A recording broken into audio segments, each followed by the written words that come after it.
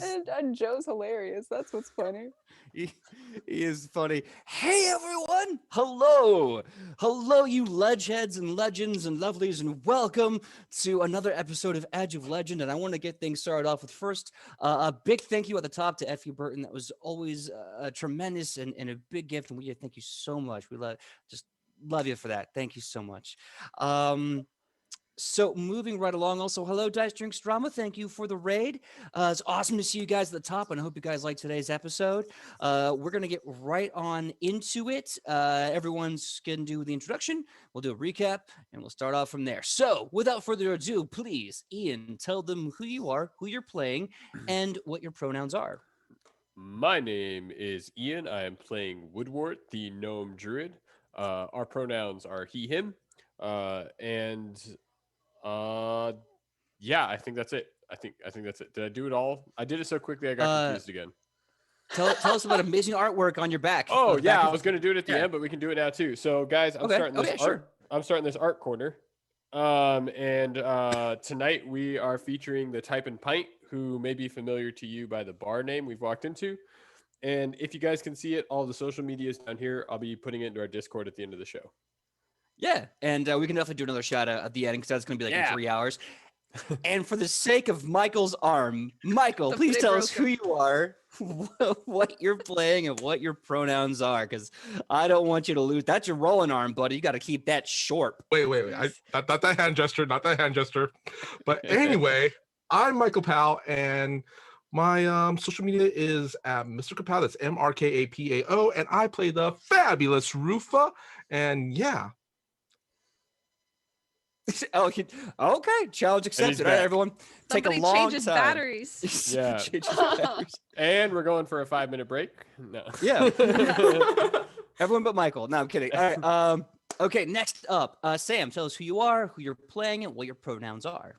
Hello, I am Sam Sterling, and I play Ichipokton Papakui, also known as La Pacifica Dorita. And our pronouns are she, her. Oh, she's a dwarf barbarian. Important information.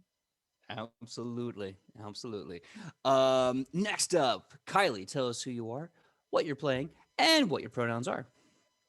Guys, we're nailing it today with these introductions. Anyway, hi, I'm Kylie, or I go by Kai. It really doesn't matter at this point. I play Shionovis, the Elven Ranger. We both go by she, her.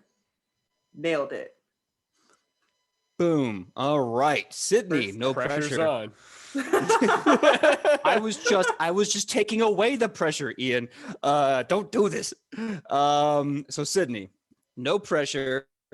Although Ian would pressure you, but just say no to pressure. Who are you? What are you playing? And what are your pronouns?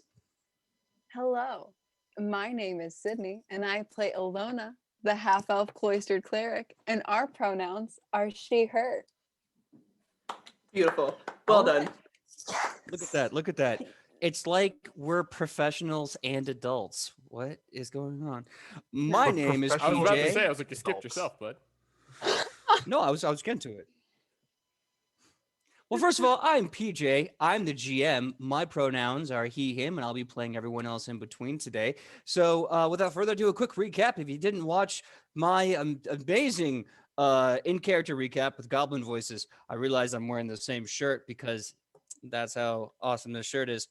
But more importantly, what's more awesome is that on last episode of Agrippa Upon a Bear in Edge of Legend, they got to that city, they went around, they had a nice big shopping spree, they ran into an NPC that was made on the At the Table show with myself and Michael Powell, which was, again, voted by you, the viewers of Edge of Legend. They got to meet, let's see if I can remember the whole name of that, looking up in my book, Beauregard Theodore Fontaine, the Shuni bloodhound investigator, and his wife, Precious Priscilla Bigglesworth, his wife, the catfolk investigator, as well.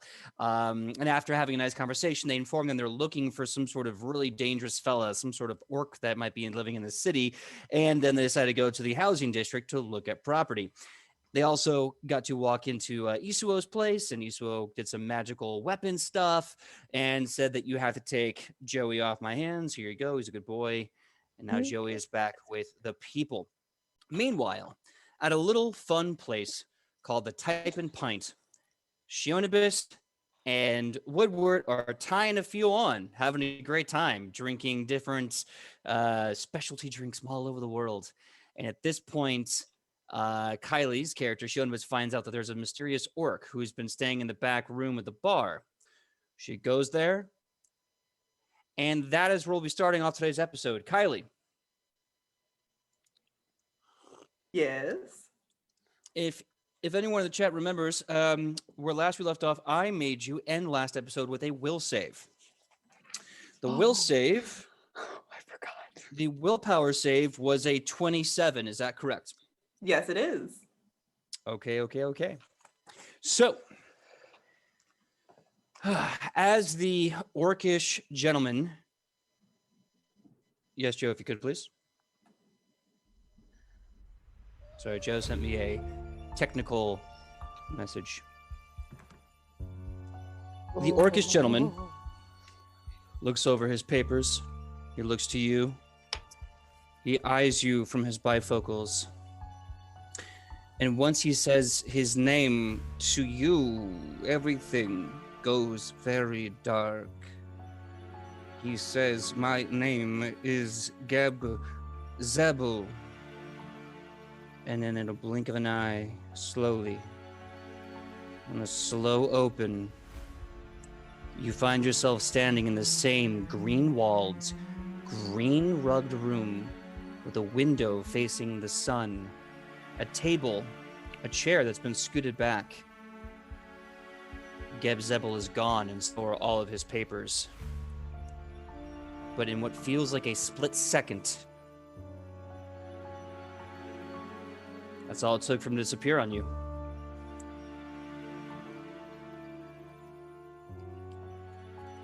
Ooh. Okay. Does she remember who he is and everything? Unlike those poor bartenders? You absolutely do remember looking Geb Zebel in the eye. The only thing you do not recall is what happened in between the blinks. I don't like that at all. Do I want to walk in this room? Not really. Shoot. Okay. She's going to take a few steps back out of the. First, she's going to load her bow and arrow. Mm-hmm. And then you're going to take a few steps back out of the room or away from the doorway. Yeah. And then just like kind of wait for a moment to see if anything happens. And if nothing happens, she's going to go back to the bar. Okay. You aim into the room. You're waiting for something to happen. It kind of feels like a few heavy seconds, and then you finally hear a voice go, "Excuse me, miss? Is there a spider in that room?" Yeah, it's real massive. I have a big problem with spiders. Don't mind me. It's huge. Yeah, oh You don't no, wanna I deal with hear it. you. Oh yeah, I hate spiders myself. They get so many damn bloody spiders here because of all the waterways and the bugs that would get trapped here. So, no, I understand. If you want to, I can get the beaten stick and just beat the thing to death for you. No, it's okay. I got it. Thank you, though. I really appreciate it. And then she's going to put her arrow back in its sheath and then sling her bow over her again. Mm-hmm. Okay. As you leave the little hidden room, you do have all your knowledge and awareness of everything that happened before, and you're also aware that those seconds in between seconds that have faded due to magical means. You are aware that you were tampered with mentally. And that's still with my unwavering mind. What's that? Still with my unwavering mind. That she knows that psychologically she's been messed with. Yeah, you know, Okay. there's definitely a residual effect. You know that there was some magical foul play put upon you. Okay. Interesting. Okay. Yeah, she is going to leave that room and like take one look back to make sure like he didn't blink back into existence. Oh And no, then- he does not blink. He does not blink back into existence. Sorry about that. I was Right having a on. hard time hearing you. And then she's just gonna go back to the bar and make sure Woodward's still alive. Woodward, I need 2 checks from you, my dude. I need a fortitude save. This time out of -2 instead of -4 from the first time, and well, we'll go from there depending on that. Yeah, I had a feeling it was going to be something along those lines. Great.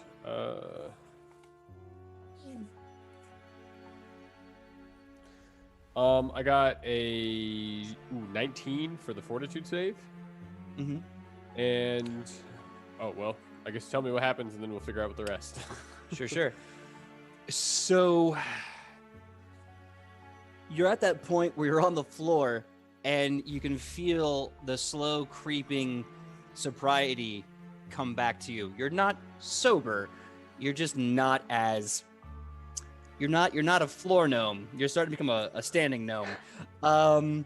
Make a perception check. Ooh. Ouch. Yeah, so I'm coming out of that. So my perception check is a 13.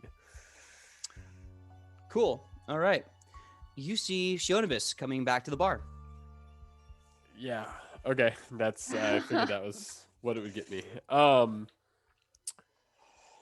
Woodwork kind of picks his head up from his own hands, just slowly sits up and he looks over. Hey, how you doing okay? Yeah, I'm fine. How are you feeling?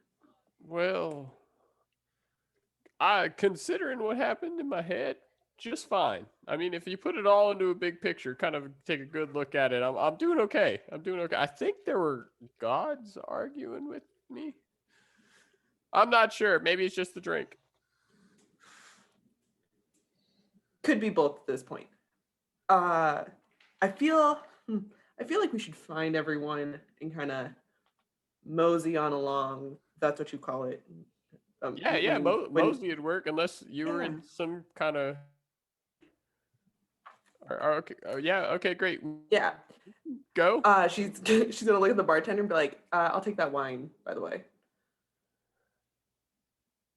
What's wine? The bottle that I gave you the secret for. What secret did we? Oh, did we exchange a secret for a drink with this lass? I don't recall anything about that at this point in time. Is the paper still there? Give me a perception check. Swear if I did all this and not get that wine. 17. 17. Okay. So hanging on the wall with a massive accompaniment of other people's stories, secrets, greatest joys, worst fears, is your handwritten orcish letter, your admission. She's going to point at it. That one. That letter right there. You do note, however, two no. things. Number 1, on your letter in red ink is a dash, and in orcish is someone correcting your grammar.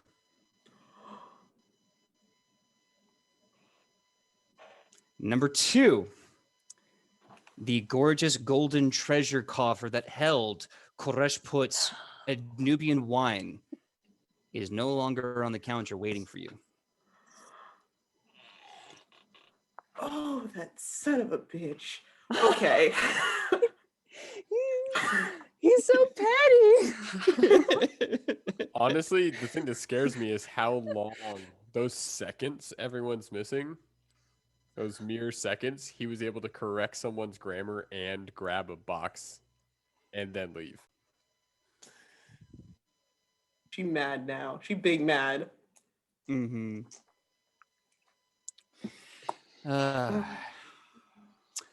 So the question is, what do you do now?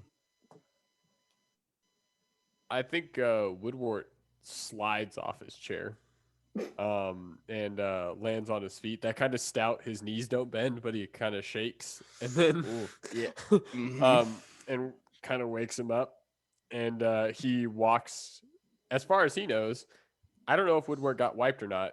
If he did, he assumes that he didn't run up a tab, I guess, and then walks right out of the building, waiting for Shiona's behind him, and then remembers where he was. Yeah, sure enough, no one stops you for financial recompensation. Yeah, let's go with that. A recompense. I think we did a trade too, so I feel like I'm not really. Yeah.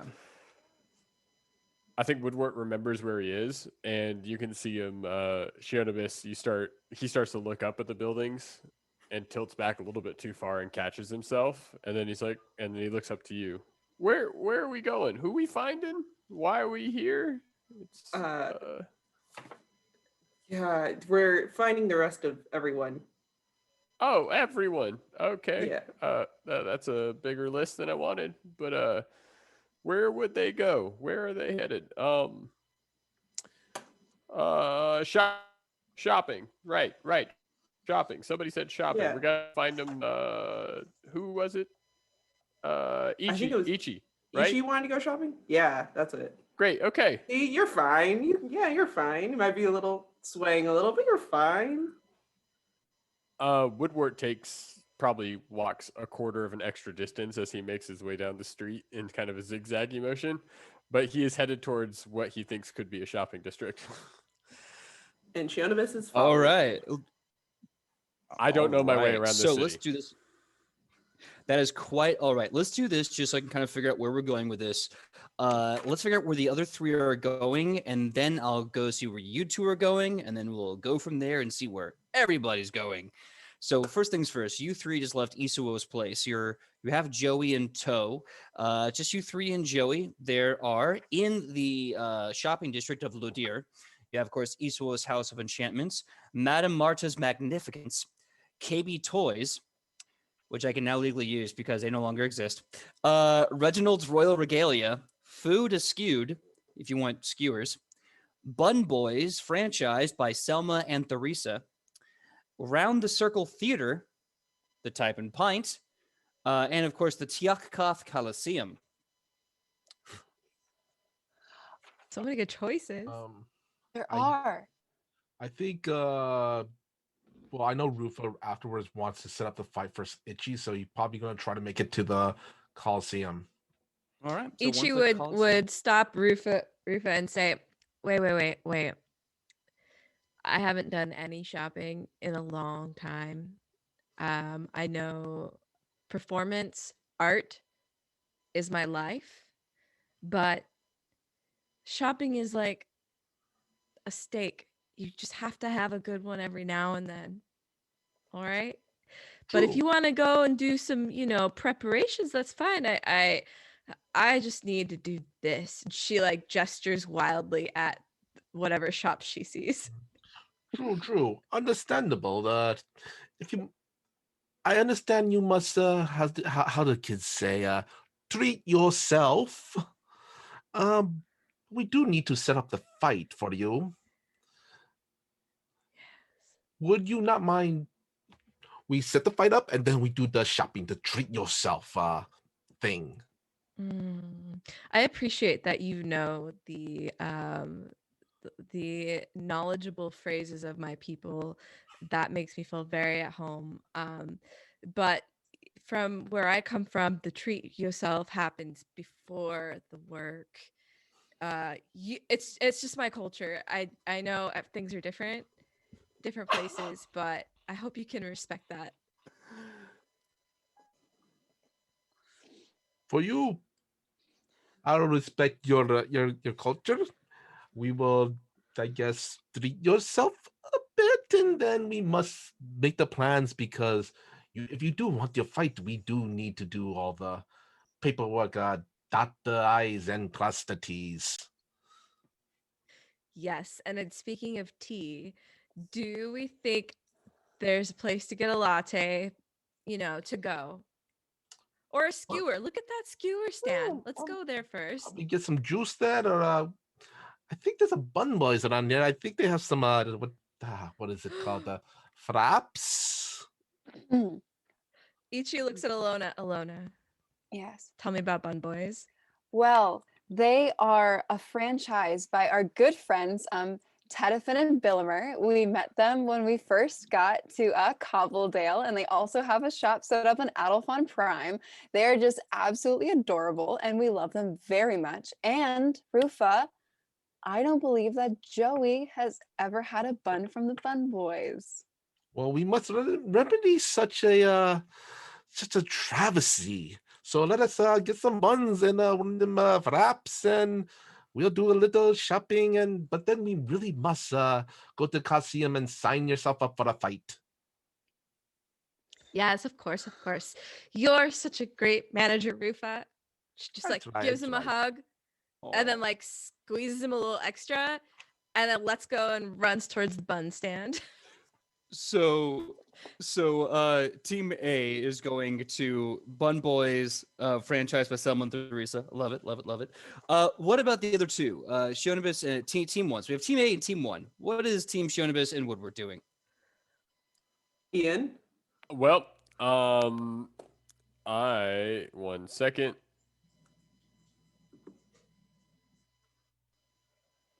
Yeah, I am walking north. I rolled for it. So, I have no idea where the shopping district is in the city, and I just got done being thoroughly trashed. So I am going to wander out into A Grip Upon a Bear, towards what Woodward may see as shopping. Well, the good news is the bar is in the shopping district. If you want to do this random style, then what I will do is, let me do a quick head count here. I might as well be a ranger. I'm already where I wanted to be.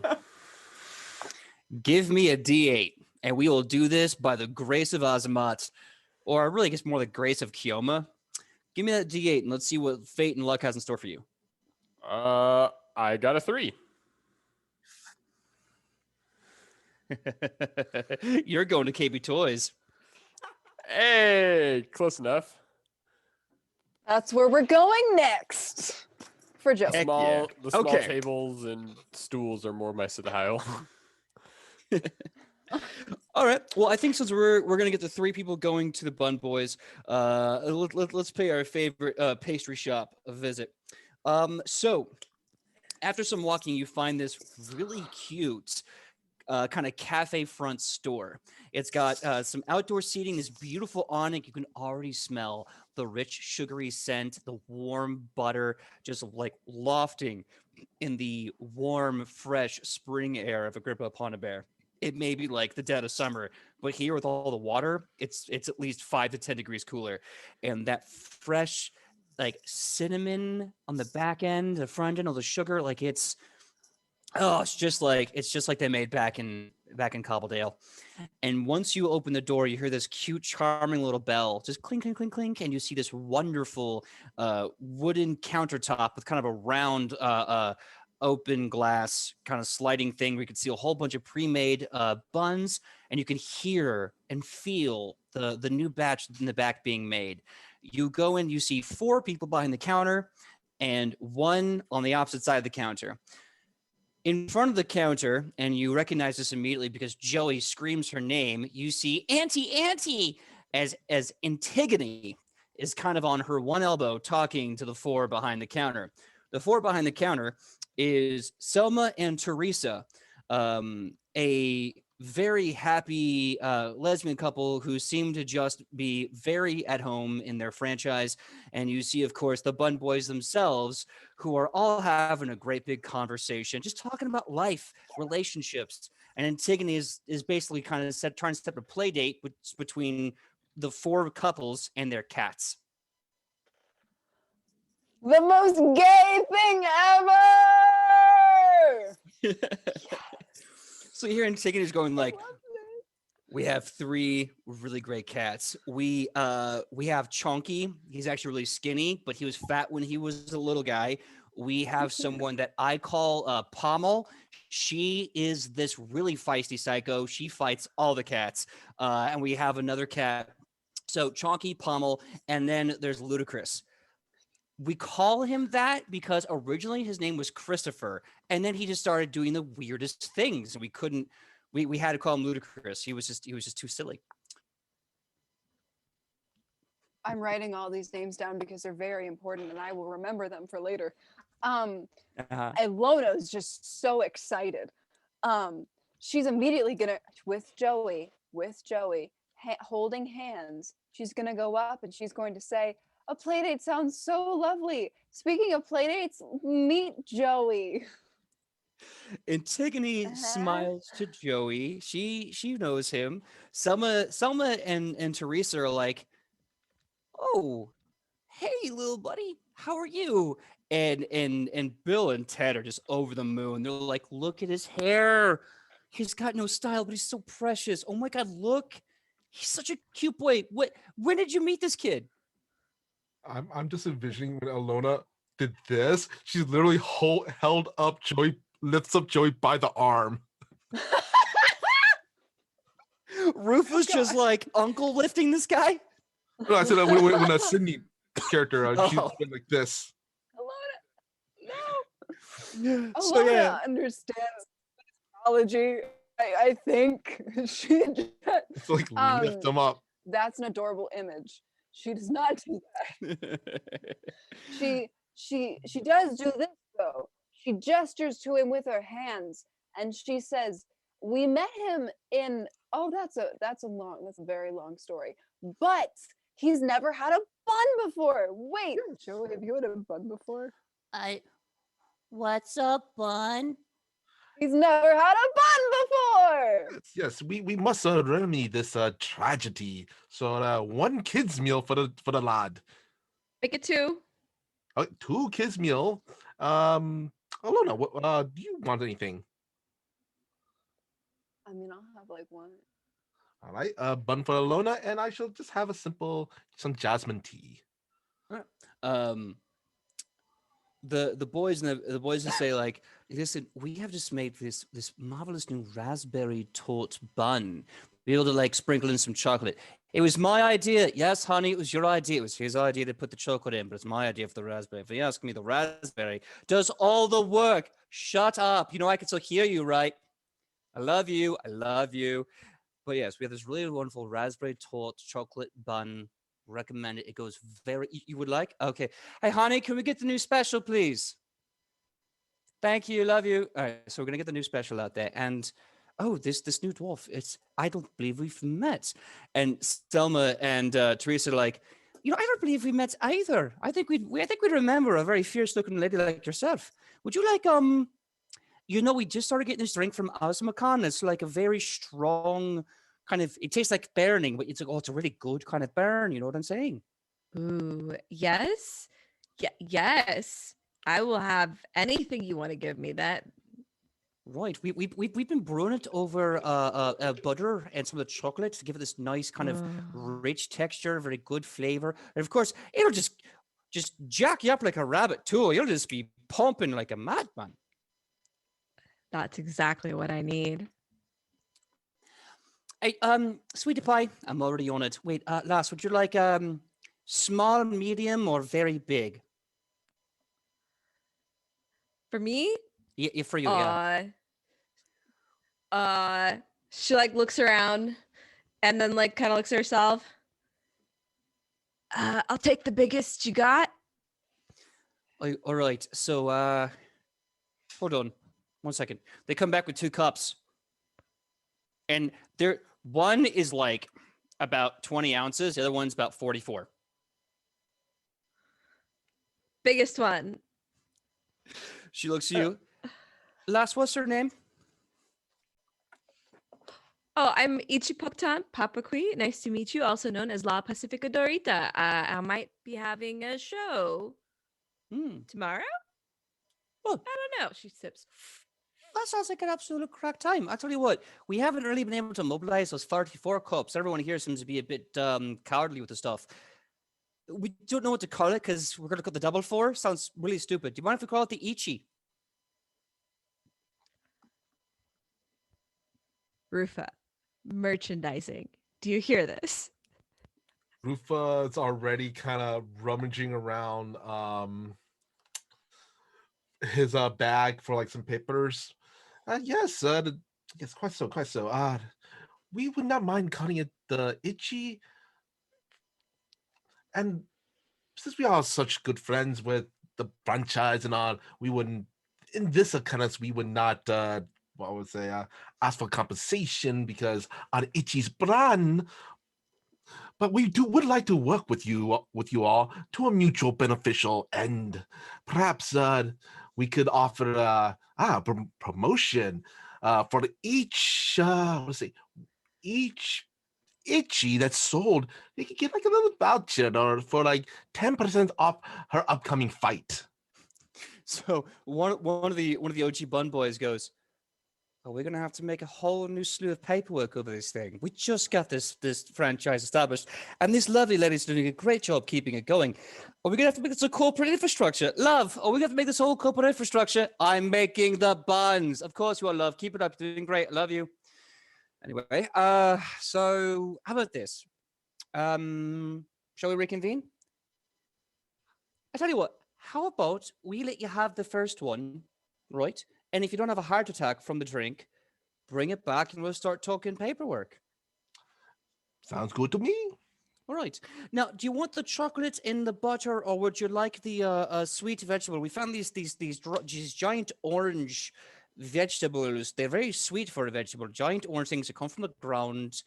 Sometimes the children like to decorate them for parties and such. We never really worried about that. But we found a way to take that sweet flavor and kind of brew it into this drink. Pumpkin. Itchy? I'll try Pumpkin. anything. Right. I'll see if I can make it extra special for you. She goes in the back, and you can hear basically Teddifer and Teresa just having this like best friends argument, and then eventually they both come out. This plate, piping hot, fresh. You can smell the dough, how it's been just laced with a trickle of vanilla and just a little bit of salt so that it kind of brings out the sweetness. The butter, you can smell the butter in the air as it's melting with the raspberry kind of compote that's in the middle and just glazing over, and the speckles of chocolate just all over these. It just melts into this beautiful serenade of flavors and smells. And there's this large, massive cup that just has this gentle white steam coming out of it. And from it itself, you can smell the robust flavor of that bean from back home, Ichi, that reminds you of that fragrant coffee, powerful yet gentle on the palate. And there's a little bit of a pumpkin, brown sugar, cinnamon, and a small shave of chocolate just blended into the brew so it's nice and warm and just effortlessly smooth. And they look to you all and they say, all right, of course, this one's on the house, but make sure that if you talk to anyone about the best place to come and get a nice hot morning drink, or as we like to call it, morning brown, still working on the name, get some of that and some of these lovely pastries. Of course, word of mouth advertising is the best kind. Absolutely. And this is called the Bun Shop. The Bun. Oh, What is we it called? are all four of them say in unison, the Bun Boys. The Bun Boys. Come get your Ichi latte at the Bun Boys today. Someone I like turns it. and It's slaps got Teresa on the arm. Ichi latte, that's what you have to bloody call it. It's brilliant.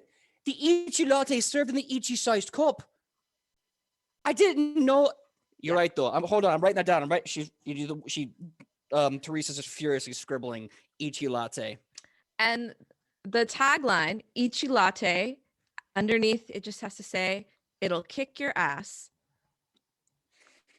Yes. And Antigone's just like, yeah, it does. All right. When I first heard burn, Well, I'm I going to was do some like, product testing.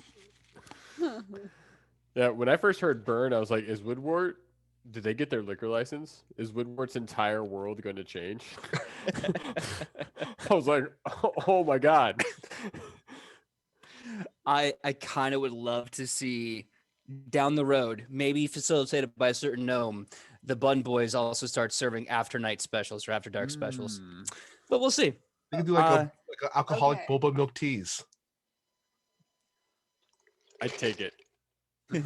What were you gonna say, Sydney?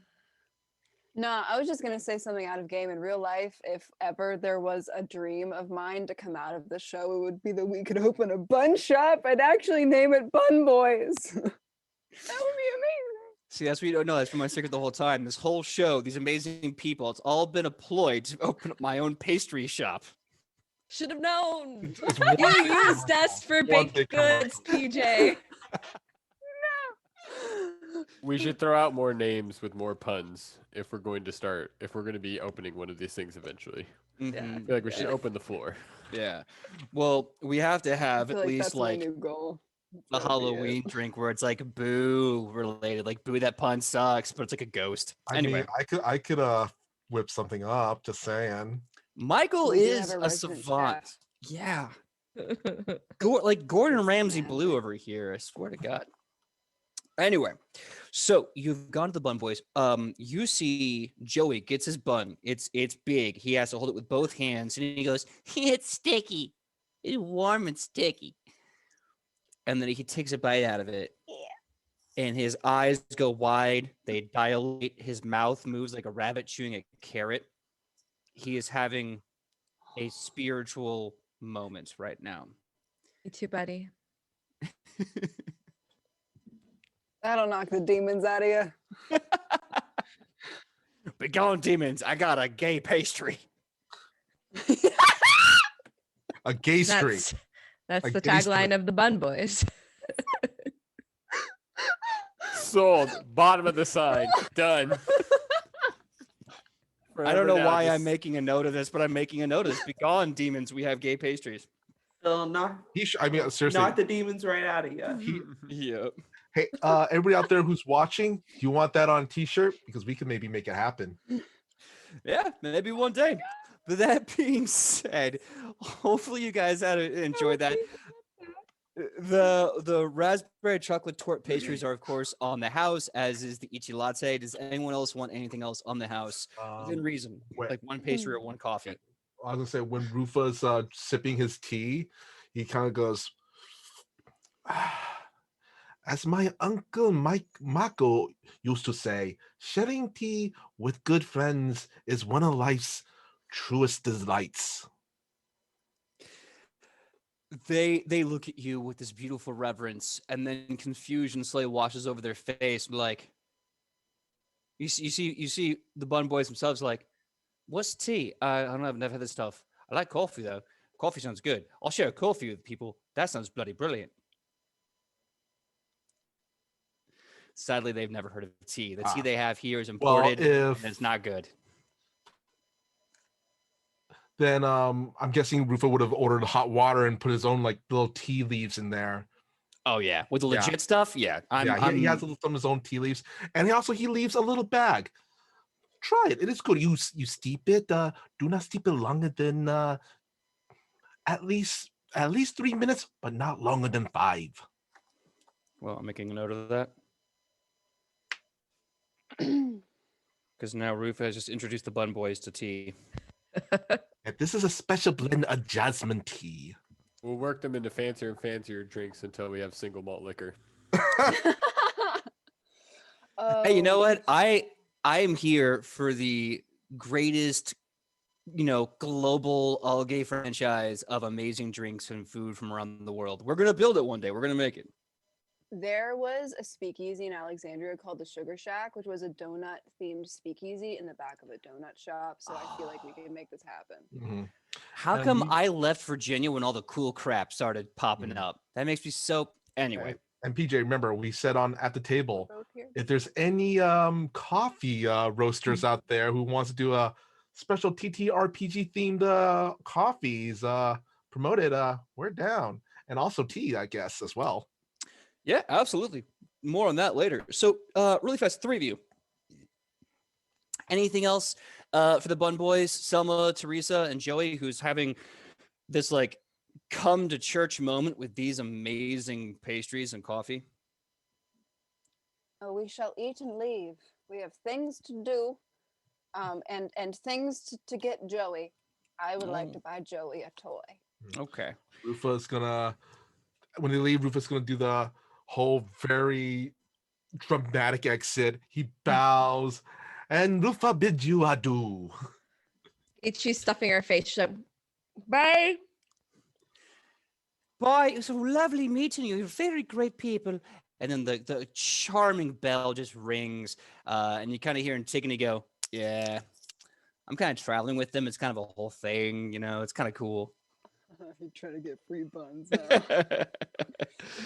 No. They're very much happy that you guys Before stopped we in. leave, really quick, Rufa's also gonna get like a little to go back for a couple of their friends who weren't there. Make sure they get some buns too when they see them. All right. So the raspberry chocolate vanilla pastry delight will be coming to the way. So Don't worry, let's. Ian. I got you. You my boy. You my boy.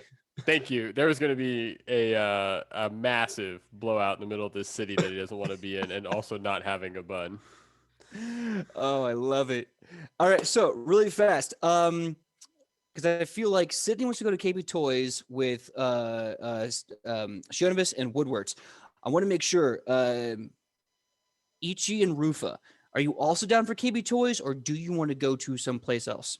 I guess wherever Itchy would want to do a treat yourself thing, and then Coliseum.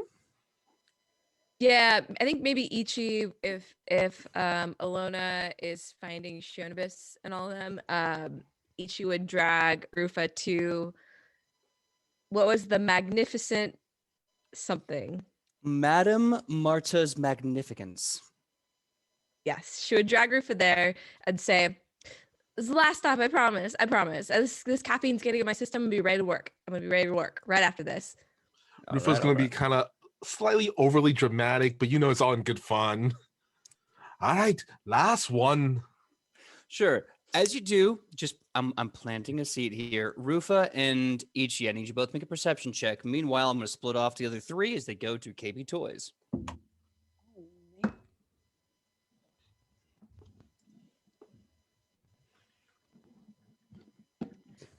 Where's my 27. calculator? 27. Hold on, I can't add simple numbers. That's why I usually have my calculator up. And don't feel bad. Numbers These are my don't- calculators. This should be my calculator, but it's not. 26. 26. Okay, perfect.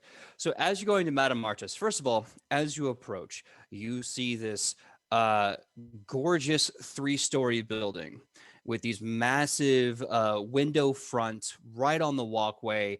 You can see dresses, jewelry. They have lights showing up. You see this big golden gilded sign with what looks like this elegant kind of like debutante or like gentry in this ball gown, like a princess in a ball gown. In the words, Madame Marta's Magnificence, and it's this gorgeous thing. But on the way, you see a sign that just snatches your attention. As you pass let me get the name right, the Round the Circle Theater, which is this outstanding circular theater with a bit of an open dome structure in the center, you see a sign in the window that says, "Closed due to renovations, for sale by owner."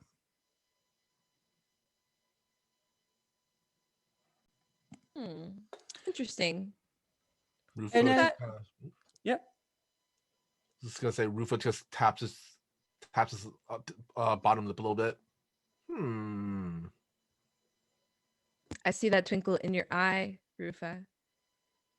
Yes, it would be nice to own one's own theater, but we are on a journey, and owning property like this is not fiscally responsible at the moment. Well, I mean, you do seem like somebody who has been interested in, property investment and for quite a while. You did try to steal a Hmm. bar um a Procure, little not while steal, back. procure. Uh Procure. procure a bar.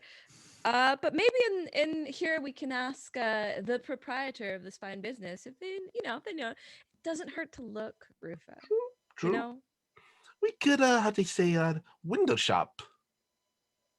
window shop for windows, because Exactly. that's what's included in buildings when you Mhm. purchase them. And I guess I like it. was gonna go with Itchy to into the theater. That's up to you guys. I just thought that you should know there's a theater for sale in this Mhm. town.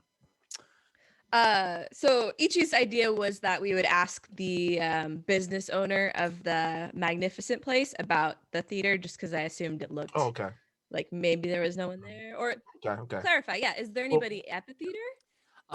You can tell it's kind of dark, but there is a door. So there's a front door, right? And in the door, there's a big open, like there's a window built on the door. You can look inside through that little window, and you see there's a big red door wide open. And from the red door, you can see a long and this really long walkway and a big, beautiful stage with these giant lights just dead center. And you can see two men just like arguing with each other. Their gestures are big. Their postures are sharp. Their movements are intense.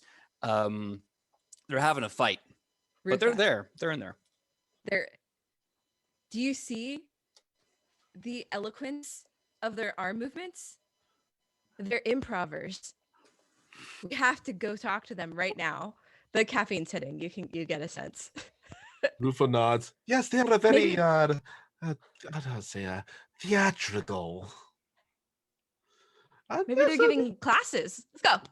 well, we could yes, we could let's see what's going on. Yes, lead the way, Itchy. Lead the way. Oh, Okay, by the so way, She right now, just walks right in. nice. So we're also, gonna, yeah. I was gonna say I want to make a note that right now his trademark cane, his trademark whip isn't on his hip right now, but he is walking with a cane. I know what that means. All right, so I'm gonna put a pause there. Rufa and Itchy have gone inside the Round the Circle Theater. Now, jumping to KB Toys. What I will say for the sake of time is that while Woodward and Shonibus get there first, a few minutes down the road, Joey and Alona. Alona, are you going with Joey or are you going by yourself? Oh no, I'm taking Joey. He's gonna pick out his own toy. That's Alona how and this works. perfect. Alona and Joey are also at KB Toys. So the four of you get there maybe like a few minutes apart. Yeah, Ian? If Alona and if if Alona and Joey show up right afterwards, they see an argument in between a half-drunk gnome and an elf, and the gnome looks super sad sitting on one side of an empty other-sided seesaw. And then he makes eye contact with Joey.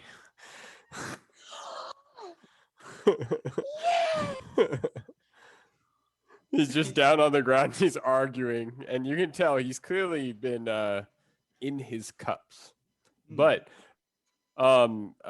yeah, he is down with the seesaw right now in the middle of the store, and he wants to know if Joey wants to join.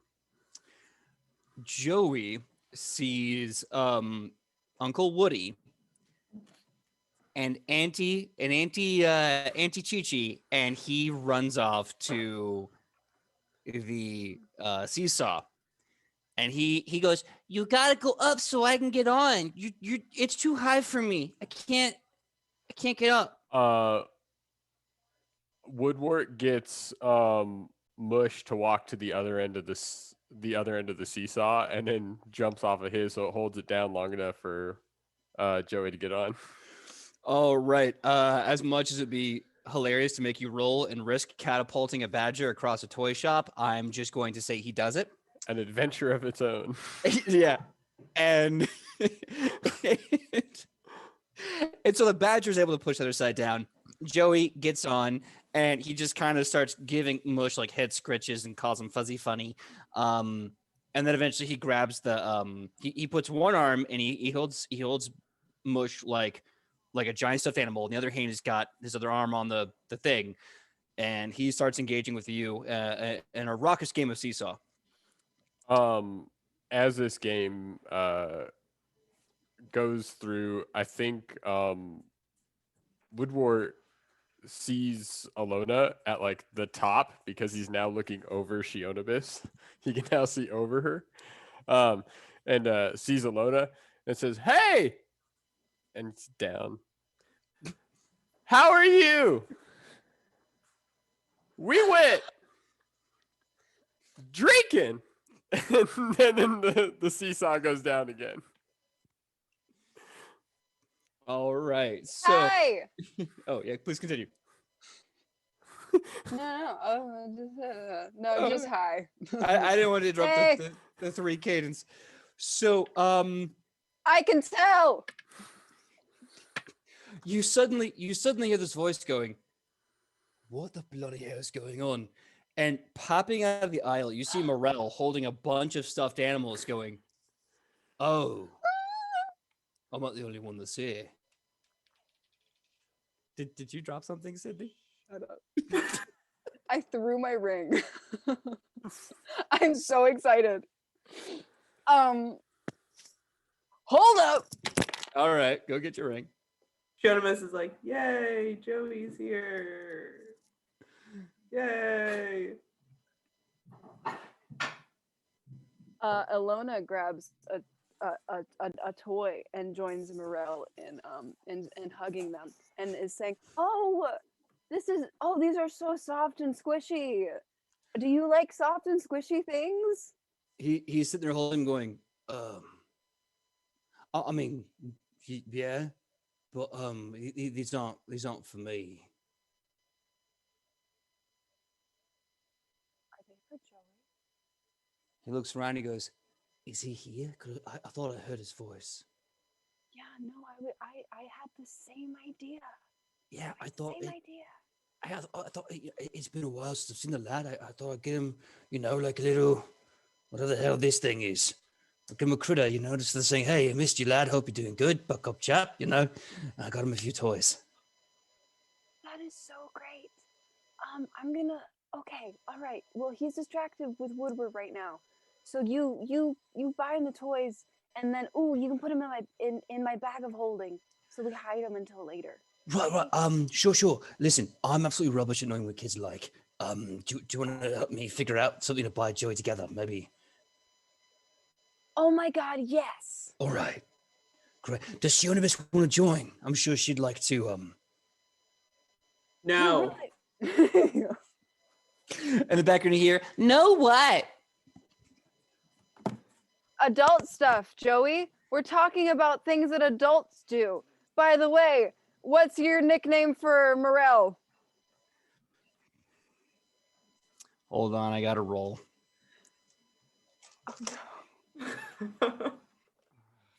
Yeah. Better be Murray. Uncle Calm. Murray. I call him Pop Pop.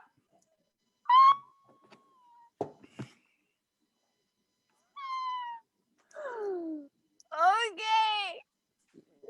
You see Morel just like his face sinks and his cheeks become bright red. He's like, "Oh my."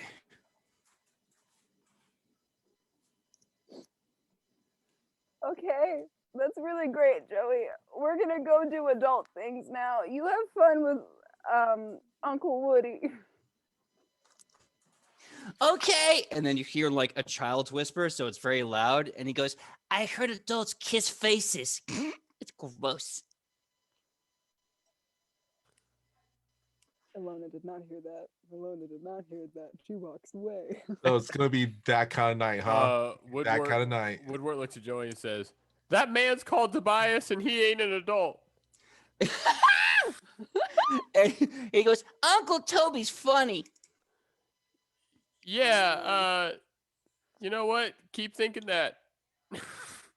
Can I say off in the distance, Rufa, as he's with Itchy, feels like a need to take off a shoe. Oh, the chancla's getting like just getting ready. Like, the force is strong with me. All right, so back to the toy shop. So Shonibus, sounds like you're the only one not shopping for a toy. What are you doing in this childhood den of dreams and toys? Show's probably just standing by the seesaw, mostly on Woodward's side, in case he tips back. Like, so she's at least there to at least like attempt, whether she actually will or not, attempt to catch him before he hits the ground. So what I'm hearing is, Ian, you have adult supervision. I mean, Woodward wouldn't feel it if he fell at this point. Yeah. All right. So Ilona and Morel, you're currently walking around. You have one giant plush stuffy whatever. Morel's got like two small ones. He's got like a toy game. He's also got like a toy sword and shield. And he's just kind of like, he's a bigger guy, so he's carrying more stuff. And he's like, I honestly can't decide which one to give him. So I've just been like grabbing everything. Well, we have been making a lot of money recently. And I am not going to use it on me. So we could just get him all of it. I don't know. I feel like if we spoil the lad too soon, he's going to come to expect these things every time we go to a giant megalopolis during a world war. I don't know if that's such a good precedent for a child, you know. That's fair. What a good parental instinct. Can I roll a perception check to see if there's anything particularly cool around? Of course. I like that Alona slowly writes that down. Good parental instinct. Folds that away for later. Just a reminder. Yeah, just in case that's important or anything. That is 21. 21. Okay. So you see a very interesting amalgamation of toys. You see wooden toys. You see, of course, stuffed animals and stuffed adorable things.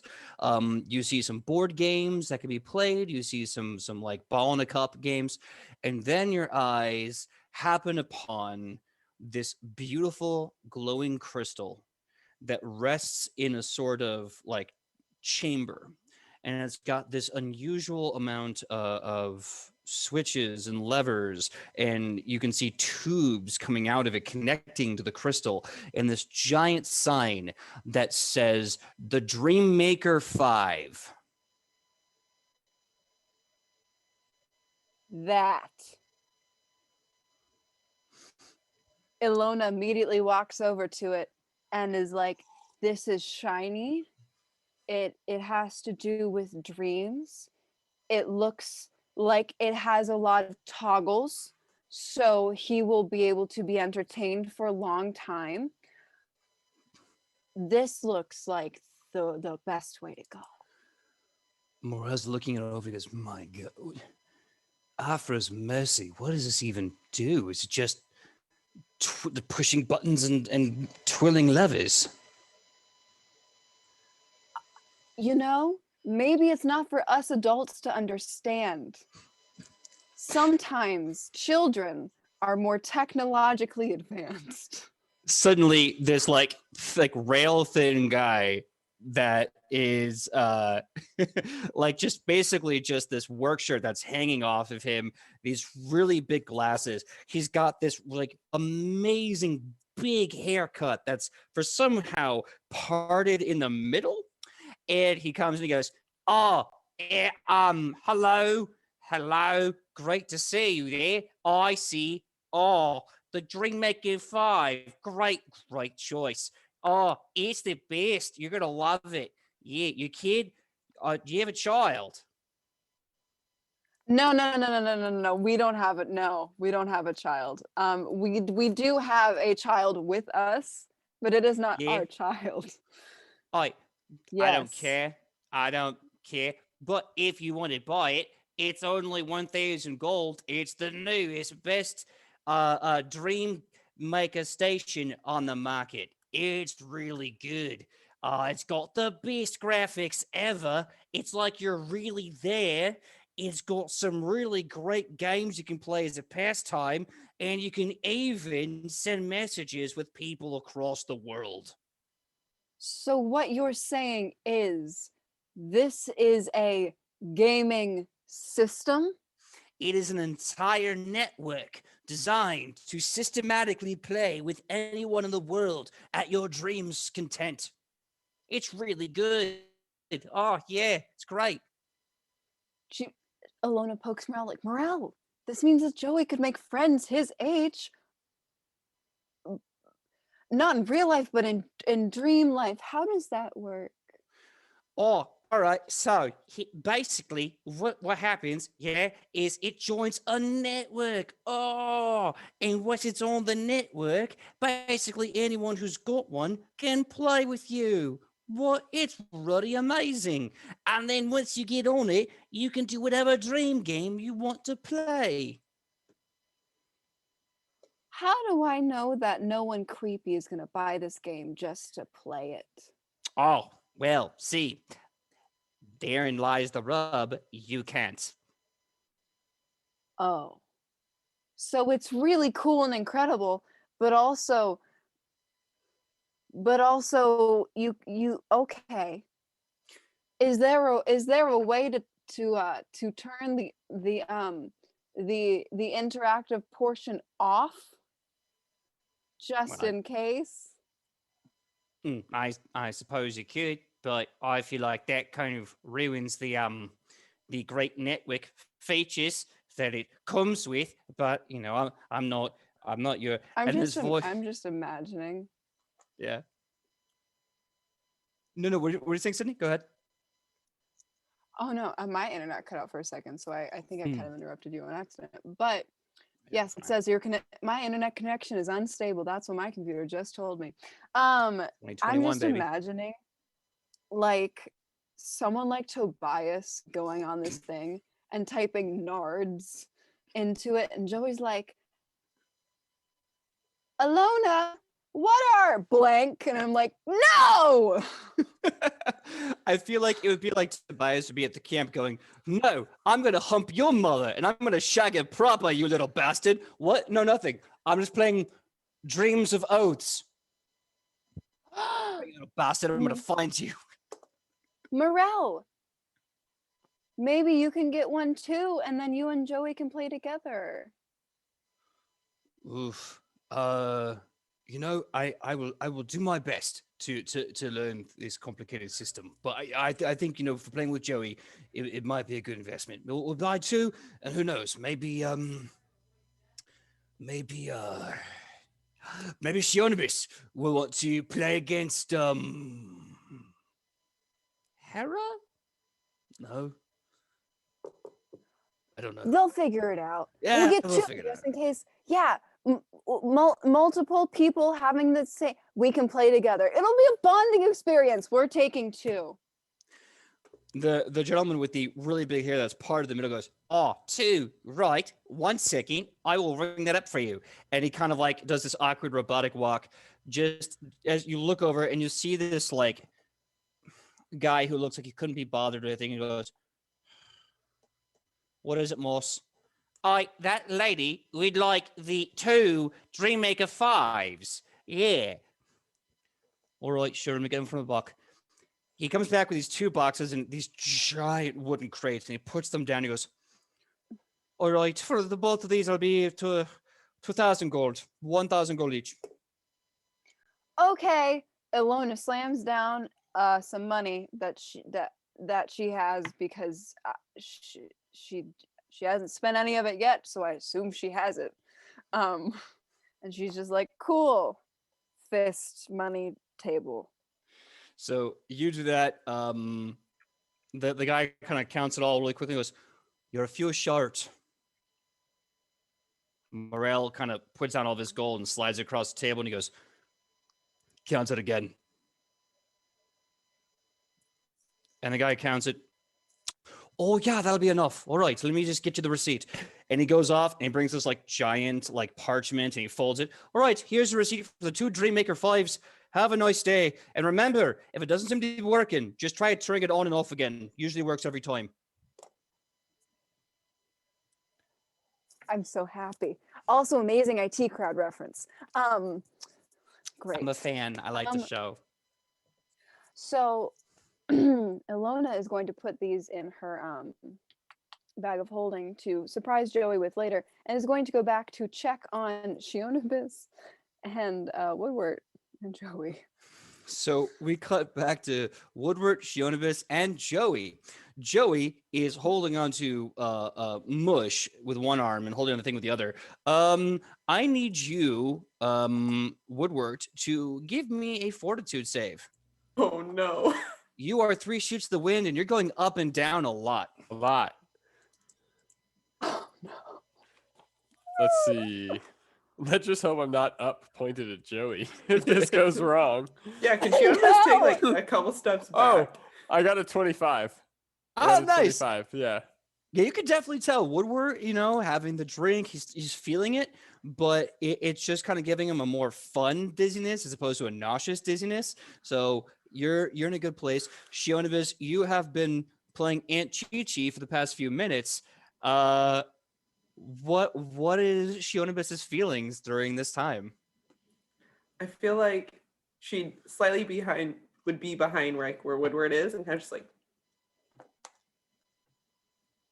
ready to catch him, knowing that maybe this isn't the best idea, but she's not going to stop him because she wants to see how this plays out. Can she see Ilona and Morel from where she is? I believe they are on their way over now, yes. Cool. She's gonna look over and be like, "What's up?" Oh, and Right like, at "Oh, is he gonna-" right at the top, as soon as Joey's butt touches the ground on the seesaw end, Woodward rolls off the top, just towards Shionibus, and the only words out of his mouth is "Run amok!" And he realized that they may have a run amok in one of the aisles here, so he can actually buy a proper copy. All right. Yeah, you look around the shop. You find Run Amok, you find Connect 6, you find You Sunk My Pirate Ship, you find Oligarchy, the board game. Dude, there's everything you could possibly want here. Woodward wants to go find a copy of Run Amok and take it up to the front. You find the old classic Run Amok. You find the first homemade edition of Run Amok, and you find the new modern, quote unquote, Run Amok. Nope. I'm gonna get the original. I don't mess with raspberry buns as much as I don't mess with Run Amok. So, all right, I need the original or nothing. You bring this classic, like you can almost smell the varnish and the old velvet that's just been handcrafted into solid oak. This heavy board game and a whole bunch of pieces that just clacks around. You bring it to the front and you see the guys like, "Hello, how can I help you? Welcome to Kiba Toys. Would you like me to purchase this thing for you today?" Yeah, I need this thing now. How many of these you need? 50. Great. And he starts counting everything out as best as he can. And he gets bored with the entire thing and just hands him the money and figures he'll take care of that part. He goes through the process. He makes sure that you have a receipt. You have bought your very old-fashioned classic game of Run Amok, and he gives you 3 gold back, saying you're a little over. Here you go, mate. Woodward runs off, trying to keep an entire sized board game underneath one of his gnomish arms, back towards the rest of the group. Nice. All right. So 2 people have bought a Dream Maker 5, and Woodward has bought a game of Run Amok. Love it. But yeah, you guys are back at the Seesaw. Shionibus, Morel, Ilona, and Joey. Well, this. Okay, now is the moment. Now is the moment. Ilona is going to get Joey's attention, and she's going to call him off of the seesaw and say, "Joey, we have a surprise for you."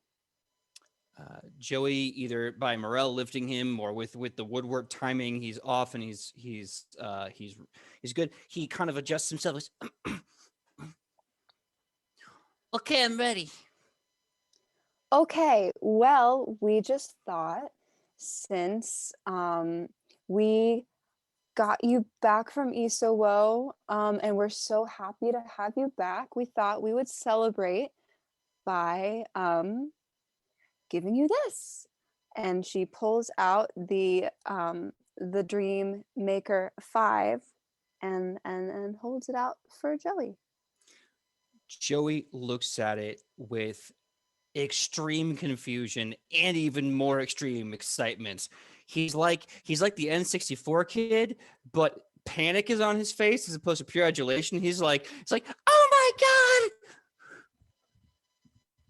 yeah! Like, he doesn't know what to make of it. This is amazing, and it's mind-boggling, and it's confusing, and he's scared and elated. It's supposed to, it's new, it's cool. You play with other, you can play by yourself, or you can play with other people in the dream world, and there's lots of different games. And Papa got one too. Pop-Up's gonna play with me?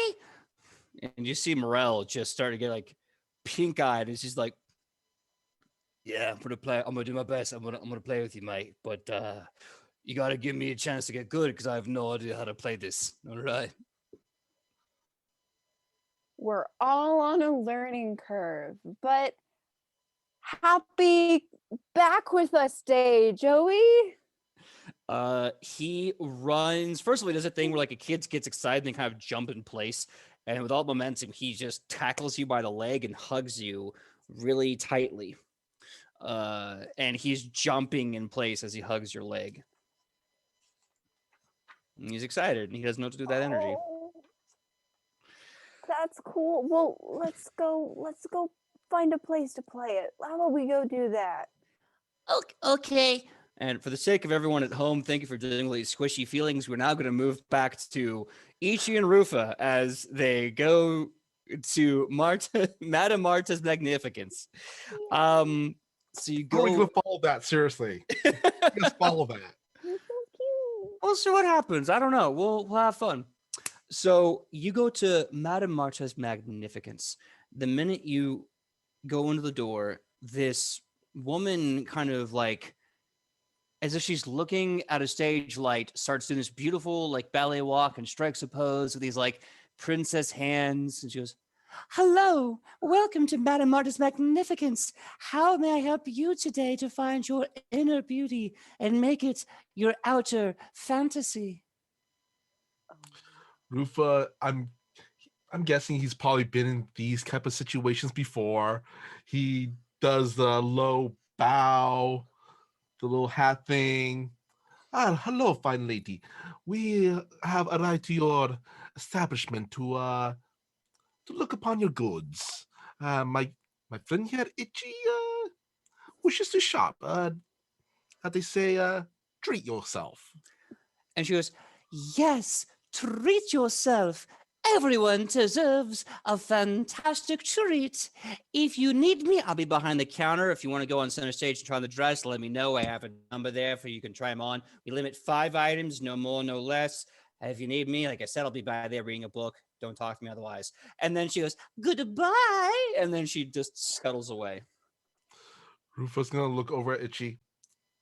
You might not believe, Rufa, but that is still not the strangest thing he has ever seen.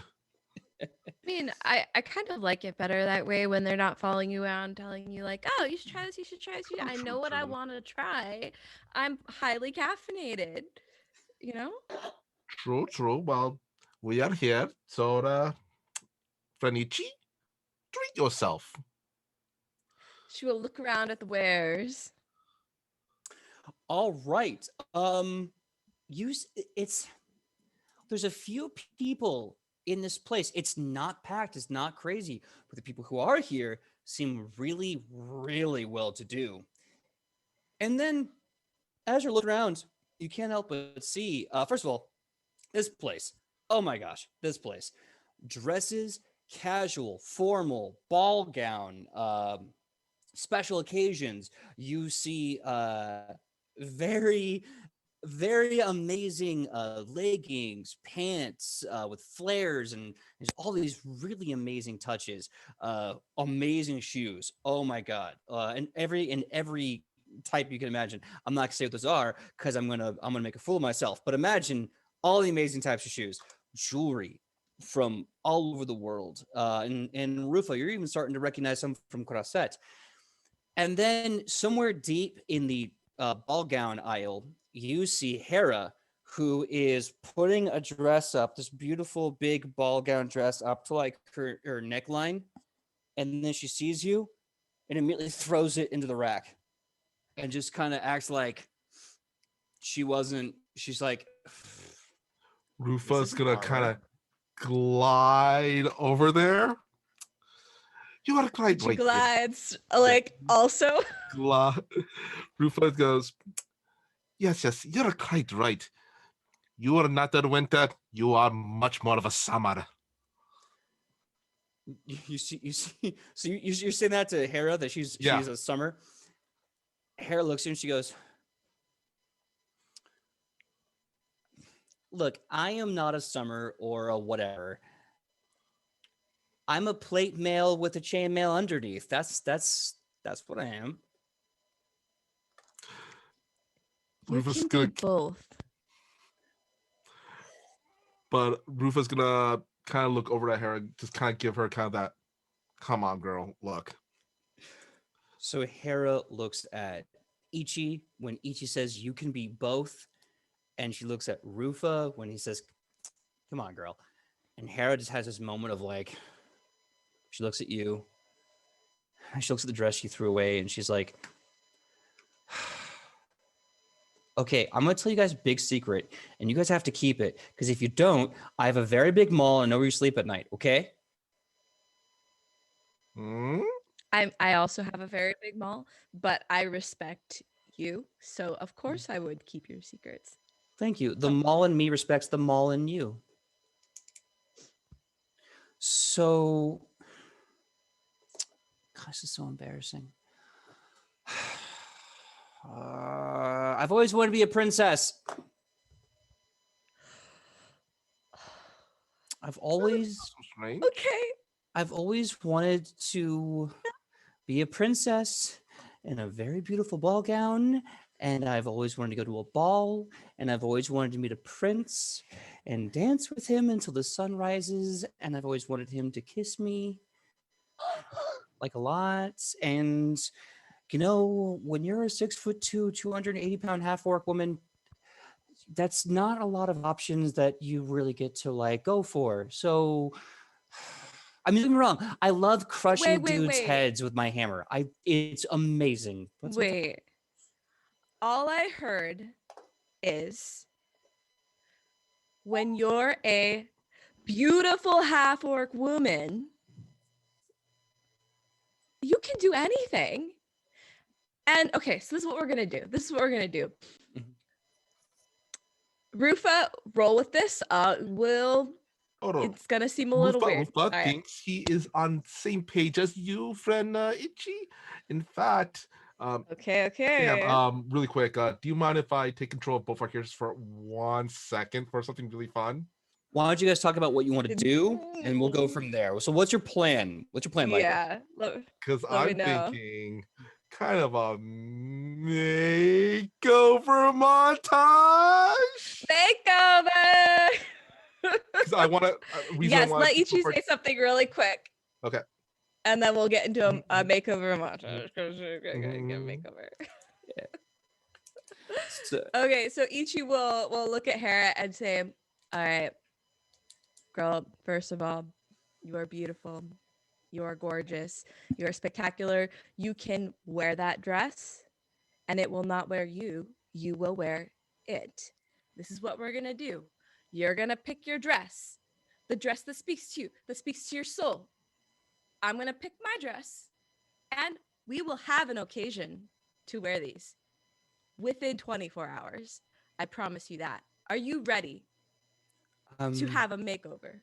I mean, I've kind of always wanted to have a makeover and a dress and a ball to go to. But okay, so here's the reality. Even after looking at all of the magazines and going to all the shops, no dress ever fits me. Wow. Ichi looks for the madam. Is she around nearby? Uh, the only person you can tell, there's two people you can tell that work here. One was that kind of amazing princess who then just kind of broke entirely and said, "I'll be by the counter." And the other one is a woman, a little older.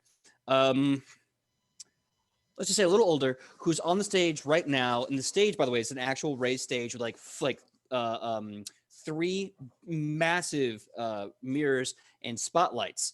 And she is basically right now doing an entire new wardrobe look with a very well-to-do local gentry lady. Okay. Uh, That lady seems really busy. She'll go to she'll go to the one by the counter and that lady was the one who was there when they walked in, right? The one by the counter, the one on stage is a different lady. Okay, yeah, she'll go to the counter and excuse me, ma'am. Excuse me, ma'am. You see her just kind of like, Uh hello. it's okay, you can drop that. It's fine. Oh, good. Oh my God, it's annoying. Oh, Yeah, it's yeah, so I know. it's too Anyway, perky. you do alterations here, right? Only so much. You know, obviously dresses only have so much fabric. If you wanted to get it tailored, we do offer a tailoring service. That's extra because it's made to order. And she would have had like came here by herself, and like she'll kind of whisper to this lady, like, all right, my friend over there is very tall and very beautiful, and she needs a dress that will fit her, and she does not need to feel bad about being a tall, beautiful, big woman. So do you have something here that you can make work? Because she pulls out money. I'll pay for it. Okay, out of character. How fat's your coin purse? That's a This weird big. question to ask, but okay, it's big. Okay, good. All right. I'm trying to gauge this NPC's reaction. DM roll. I'm sorry, She GM can roll. tell that this is a high class establishment. Yeah, and high class establishments like money. Give me a second. Okay, so the NPC goes. You see their eyes light up, and they say, "We would love to take your money, so we can start a negotiation. Although, honey, I'm not a miracle worker. I can't promise a full dress, but what I can say is that at least we'll make sure that someone will at least take measurements for free, and then hopefully go from there." All right, how about this? Sorry, you say? quick. As soon as Rufa hears the words miracle worker, he glides on over. Mm-hmm. Rufa heard that he is needed. And out from one of his pockets, measuring tape, couple of pins. He sticks a couple of pins in his mouth. She looks at you. So we'll, Oh yeah. No, continue. Please, Sam, continue. Oh, she's gonna just say, so yeah, we can do the measurements. But I want to dress like now. Can we just sew two together? You know She what? takes out another bag. She sees that bag. She goes, I think I have a good idea of how to handle the situation. 1 minute. And then she goes in the back and she pulls out this young man who is just like literally flawless. You see this beautiful like shine to him, and he goes, "Yes, how can I help you today? What seems to be the problem here? What am I working with? What's happening?" Hello. You look like an artist. You look like you know what you're doing. Mm-hmm. I have a big, beautiful friend over there. don't look too obvious. She's browsing right now, so don't bother her. We need a dress that will fit her, Mhm. and I will pay extra to make sure nobody here makes a fuss about the fact that she may be a little outside the size range. Can you make that work? Give me a very quick diplomacy check. All right.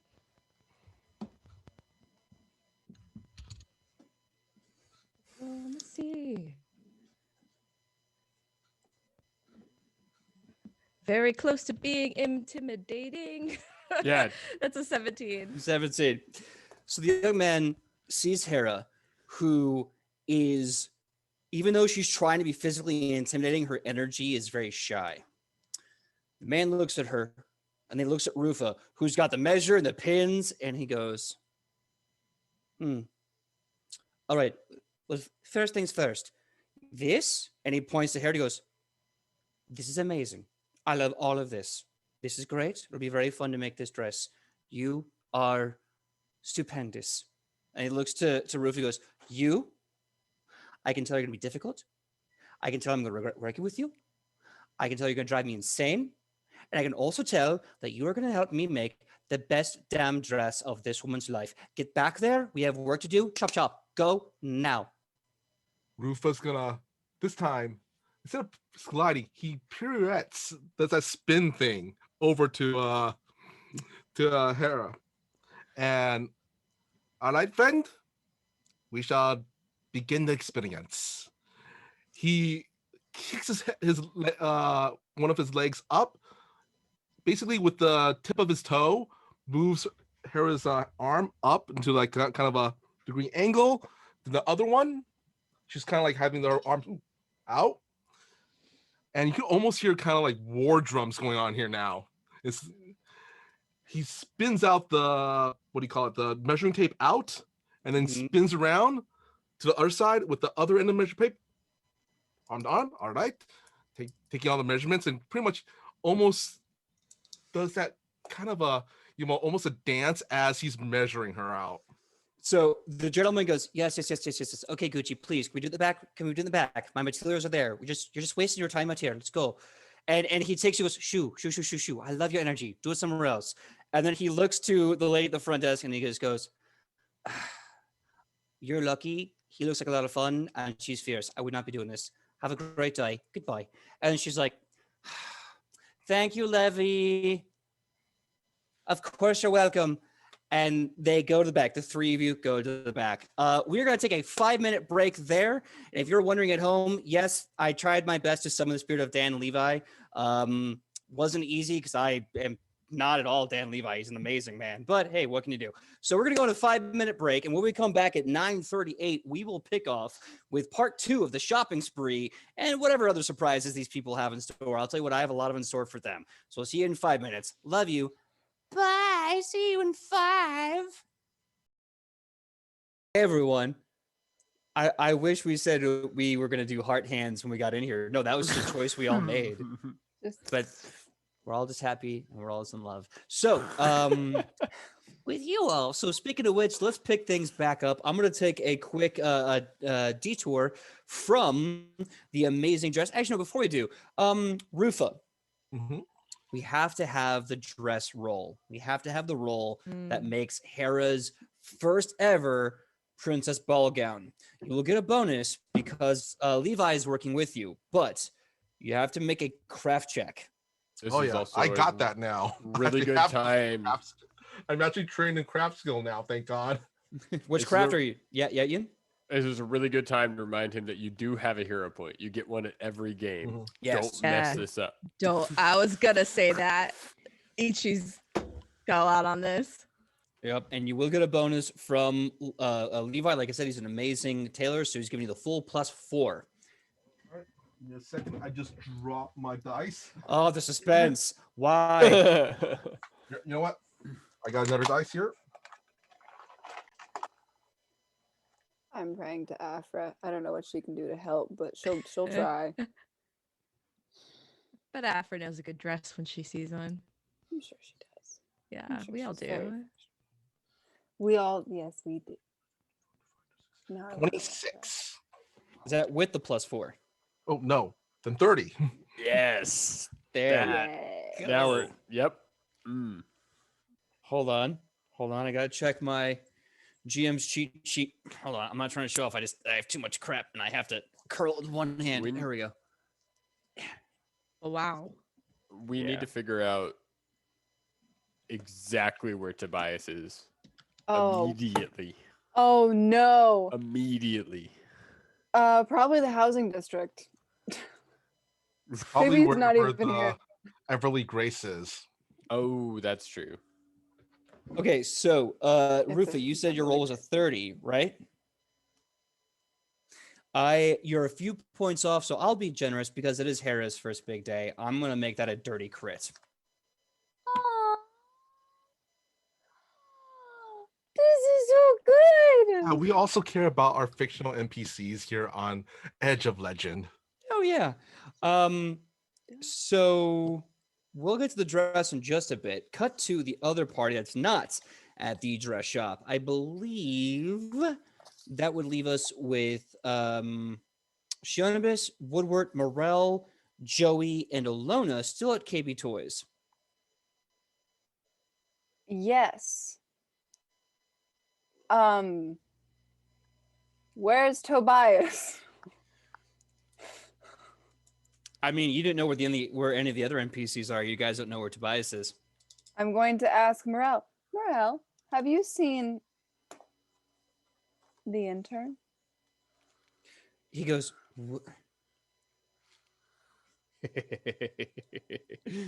love that name. He thinks about it really fast.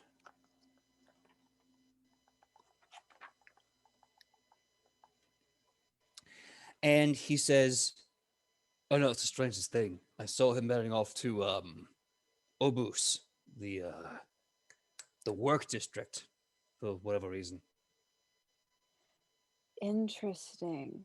Well, we haven't ventured over there yet. I think we're done in KB Toys. Do you want to go take a trip, everybody? Yeah, I like to go. Maybe when we come back, we can get a drink at the tavern, or maybe just lead the way. I'll follow. At the mention of the tavern, Shionibus is going to quickly look at Alona and then look at Woodward and then like internally panic. Can I do a perception check? Yeah. Yeah. What were you gonna say, Ian? I was gonna do the same thing. Yeah. Oh, that's bad. I got a 23. Yours is way better. I think what is that math? Yeah, it's a 15. Well, let's see here. What is your bonus to perception, Shionibus? That's a +9. Okay, so in order to kind of get the hint on this, you'd have to roll at least a 19 up. Me? I have to roll a 19 up? No, them. You don't have to do Okay. anything. Okay. They have That's to what I roll was 19. like. Yeah, so I got a 23 Mm-hmm. plus 11. Yes. I think as everyone's walking, if Alona's like kind of leading the way and Joey's carrying his double game system of some sort, Woodward's gonna look at Shionibus and say, "Hey, I know I'm a little green around the gills right now, but are you okay?" I think we have a problem. It's a much bigger problem than I think we originally intended when we first got here. Well, are you? Yeah, I don't like cities either. If you're finally coming around to it, it's good because like I could definitely stay outside of these things. I'm not entirely what. No, that's not exactly what I mean, but oh, you know that orc that's like the head of one of the leaders? Yeah. We heard about him. Skinny guy, bald, white beard, glasses. Yes, Yeah. exactly. Disemboweled, bodied. Right. Yeah. I who I saw him. Oh, well, you probably should have pointed him out. I feel like we were all here. That's the thing. I And, saw him, and then I didn't see him anymore. He just went like poof, and he stole my wine. okay. See, I've been to the bottom of a couple bottles. Are you sure he wasn't at the bottom of the wine? No, I am. Believe me, I would have remembered if I had that wine. Okay, I okay. didn't, and he stole it from me, and he corrected my grammar, and I hate when people correct my grammar. That's why I hate when Rufa does it. It's just, oh. He's very specifically mean to you. I Yeah, I don't know I why. didn't. Where did this happen? I don't know, but it makes me want to be mean back, and I'm trying to be a better person, but like he just makes it really hard. Wait, well, Alona can hit people and it doesn't hurt anymore. Alona, Shionabis said she saw Yeah? an orc. Beard, balls, What? glasses. Maybe we shouldn't talk about this around the kid. It's a Moreau, child take the and kid war. Take him where? over there. Play games. Right. Hey, do you want to play Knights of Acadia? I'm a Knight of Acadia. You sure are, buddy. Let's go. And he picks up Joey, and they just kind of run across the street, and they're mock fighting and having a great time. Incredible. We got a problem. Shionabis got her hooch stolen. Why is that a problem? That is a problem. Why is that a problem? Shionabis just Yeah, give me. Just that give is a me minute. problem. It's not the problem, but yep, take all the time you need, buddy. Yeah, that orc we're looking for? That's like one of the leaders. Me and him had some words. Yes. Well, it was really him talking at me, and then he like vanished. But like he corrected my grammar, which is really rude, by the way. And then he stole my wine. Like, who does that? Like, who just steals someone's wine after they give a secret? Like, I gave a secret for a reason, and then he just stole it. But then no one knew he stole it because no one in the tavern knows that he like messes with their mind. and, like, Shionabis! That is all very important. But you're telling me that you discovered possibly one of the 5 generals of the orc army, and he just disappeared? Yep. Just poof. Out of existence. I don't know where he went. I don't know. Wait. Which way's the Everly Grace? Which way? Just quick. Just anybody. Has anyone seen it? I don't think that one of the leaders of the orc army would go to the Everly Grace. No, well, no, please, just point it out. Point it. Where did it? I haven't Perception seen one check yet. for the Everly Grace. Yeah. Go ahead, make a lore check. You can make a perception check as well. Go right ahead. That's not good. I got you if it's not good. Like a 10. 10. All right. Oh, I 10. got you. 28. 28. Ooh, really solid. You know for a fact, Shionabis, there is no Everly Grace Tavern in Agrippa upon Aubert or any of its 5 districts right now. I don't think there is one. Okay. Why? You got Alona. Any churches to that to the Lady Everly Grace? Any places? She's There in charge wouldn't of be any drinks, right? churches- There wouldn't be any churches to Everly Grace. Who you're thinking of is Rochelle. What? Oh, sure. Booze and woman was there. Bar. Wait. Yeah. Was there? Where is she? So Rochelle is the patron of barmaids, wenches, service workers, I brothels. was close. You were close. You were very good job. You're learning. So the Everly Grace Tavern is what I am learning are the temples to Rochelle. Rochelle does not have a temple unless it's an Everly Grace or specifically designated brothel, tavern, or customer service Okay, fine. Okay, there goes my idea right now. Let's how do we find this guy? I wish I knew. Like I said, he kind of just poofed, and I don't know where he went. He did. I could have sworn he was there 1 second and he was gone the next, and I could have sworn that he was just right in front of me, and then he wasn't. But he did manage to get like past me and then like correct my writing on like this board, and then but apparently no one saw him, so I don't. Seems like he can shift time. I'm just saying. Yeah, I don't know. Eastwo does magic, right? He does Is magic Isao stuff. here? Yeah, Where they were headed. Oh, that's right. that's where we got Joey from. Yes, Iso uses magic. I don't know if he would know anything specifically about time magic, but when I went to go visit Iso and I told him about the orc that was described, he explained to me what disembodied means. And it is basically an insult that orcs bestow upon each other when they want to basically excommunicate someone from being an orc. So he couldn't give me any more information than that, but he was very disturbed at the description. Question for PJ. Shoot. Would Shionibus know like more in depth kind of what this means to be like disembodied as an orc? Yeah, I'll give you that just because you know the language. Do you have lore orc out of curiosity?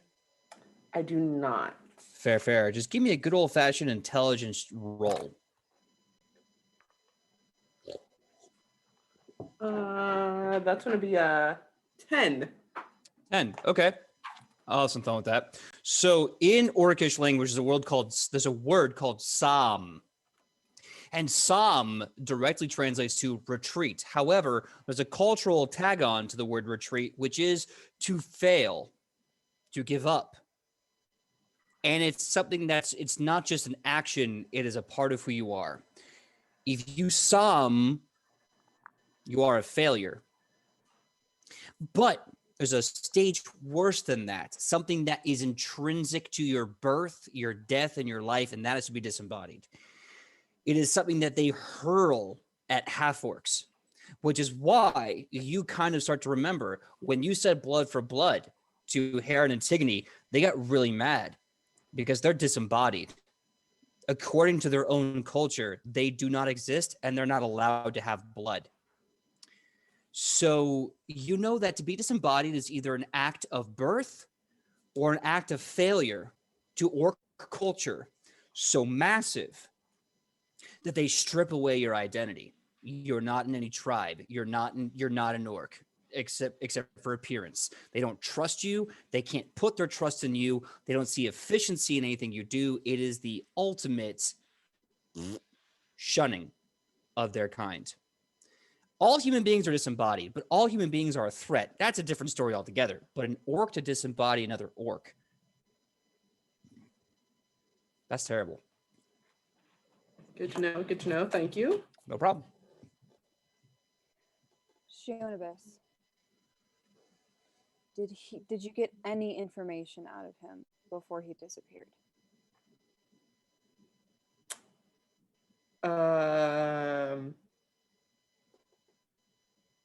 Not really. He took all the paperwork that he like had on his desk,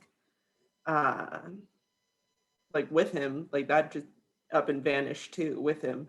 But I can't recall. The whole thing had me really shaken for a moment because who just vanishes in thin air? Well, it happened. It happened at the Type and Pint, right? So, and you went off. I don't remember much. But I was at the bar at the time, and you walked off, and then you came back with a look on your face and real troubled for a second there. I thought we were leaving because the drink wasn't sitting well with you, or you swindled somebody out of their money like you did at that one place, the casino. But this was That's where you saw the guy, right? Yeah, it was. Is it worthwhile going back and asking questions at this point? I don't know. Like he had his own private room, but no one who worked at the bar knew like a name. He paid with cash. I couldn't get any information out of them. I know for a fact it was Gebzebel. What did you just I know say? that for a fact. I know for a fact it was Gebzebel. That's why I was like, hey, it's like one of the leaders. That's one that's working directly with Mangelmall. Yeah. I didn't see anyone else in the room though. We should find Kahorba Bubble Boil too. Yeah, I mean, I don't know. What if she's working with them? I don't, the whole thing makes me nervous. I don't think she's working with them. When I talked to her at the campfire last night, she seemed too disgusted with them for words. So, anyway. All right, so we know that he's definitely in this town. Now you know what he looks like. We know it's Gebzebel. Now we know that we have to find him. The only question is, how?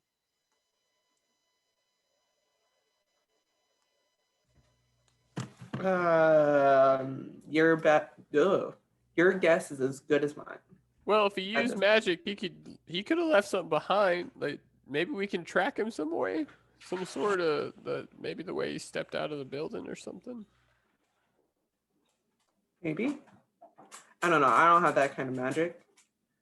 I'm gonna head back. I'm gonna go look around. Maybe Mush's nose can pick something up. All right, Good plan. Good plan.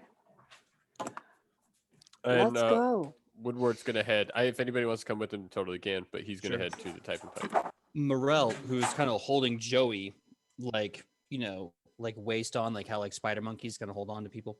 Morel comes back and he's like, "Oh, he's still going to the work district for Tobias." At least I think Okay. he's there. With all of this information, let's regroup. Morel, I will go with you and Joey, and we'll go to the. Yeah, I guess Joey should come with me and not with you. And Joey will come with me to the working district. We'll find Tobias. We'll also look for Kahorba Bubble Boil. We're going to regroup and we're going to have to talk about this. Shionabis and Woodward, you go look for clues and see if there's anything, and then I guess we'll catch up with Rufa and Ichi later. Yeah. Morales goes, "Yes, Sergeant.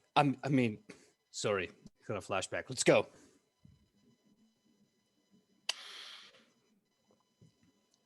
I rolled a 4. Anyway, so you guys are breaking up. So, hey, you're taking the lead. I was like, oh, it'd be funny. Okay, so Morel, Ilona, and Joey are going to the work district. Shonabis and Wood, we're going back to your haunt, the type and pint. We're going to cut back to the dress moment really fast. So we have a dirty crit for Hera's dress.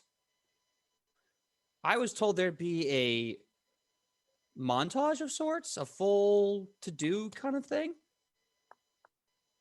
Sam, so besides the dress, what else would you like to do with Hera? Okay, so the way each will start out is, all right, cue imaginary montage music. Everyone has their own, internal preference. Makeover. That's really good. So Ichi will start by, in a coffee-fueled frenzy, going through all of the dresses that are on hangers, picking them out, holding them up to her, asking her what she likes, like what kind of skirts does she like? Does she like this fabric, this color on her skin versus this color? And just be taking all these mental notes down and giving it to handing it off to Rufa and the designer. And once that's all good, she'll take her over to is there any place that has like the hair and makeup station at all? Oh yeah. I mean, they offer makeup from all over. There's makeups from Adelphon. You have makeup from Corset. You have makeup from Acadia, Asmacon, all over the place. Beautiful. She has her color match. She's got like the lipsticks, like all down her arm, picking out like what color looks best for her, and anytime she's like, "Oh, I don't think I could." I'm like, "No. No, no, no, no. Rufus gonna You can rock. when You can when they rock go over the any of makeup these." section, Rufus gonna yell, "Remember, she's a summer, not a winter." Ichi's like, he is right. We want undertones like this. You can have, you want red, you can have a red. We just do an undertone like this. It's gonna look great. You're gonna look beautiful. What do you think about eyeshadow? Um, I've always wanted like the wingtip look, and then Ooh, like the smudge on top. Kind of something that works more with my smoky green. eye.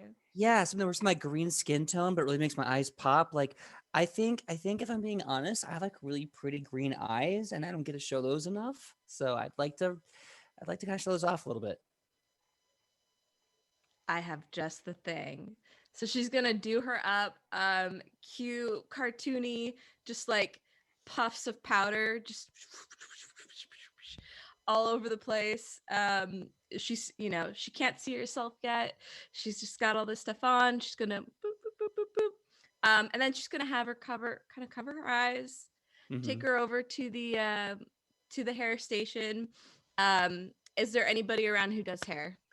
Um, Levi says basically that he does everything, and if he doesn't, he knows someone who can help him do everything. So whatever you need, let him know. Okay. At that point, She Rufus, will search around. Yeah, go ahead. at that point, Rufus just kind of pops out of nowhere. I found these fabulous Jiminy Choo Choo Choos. Holds up a pair of shoes. I love. I'm just gonna give you a Ooh, hero point yeah. for that. That's amazing. I've been wanting to make a Linda Wan joke all day, but I can't find the right way to get that in there. So you get a hero point for that. So yeah, she looks at those shoes and she's like, "Those look amazing. Thank you." Okay, They're so beautiful.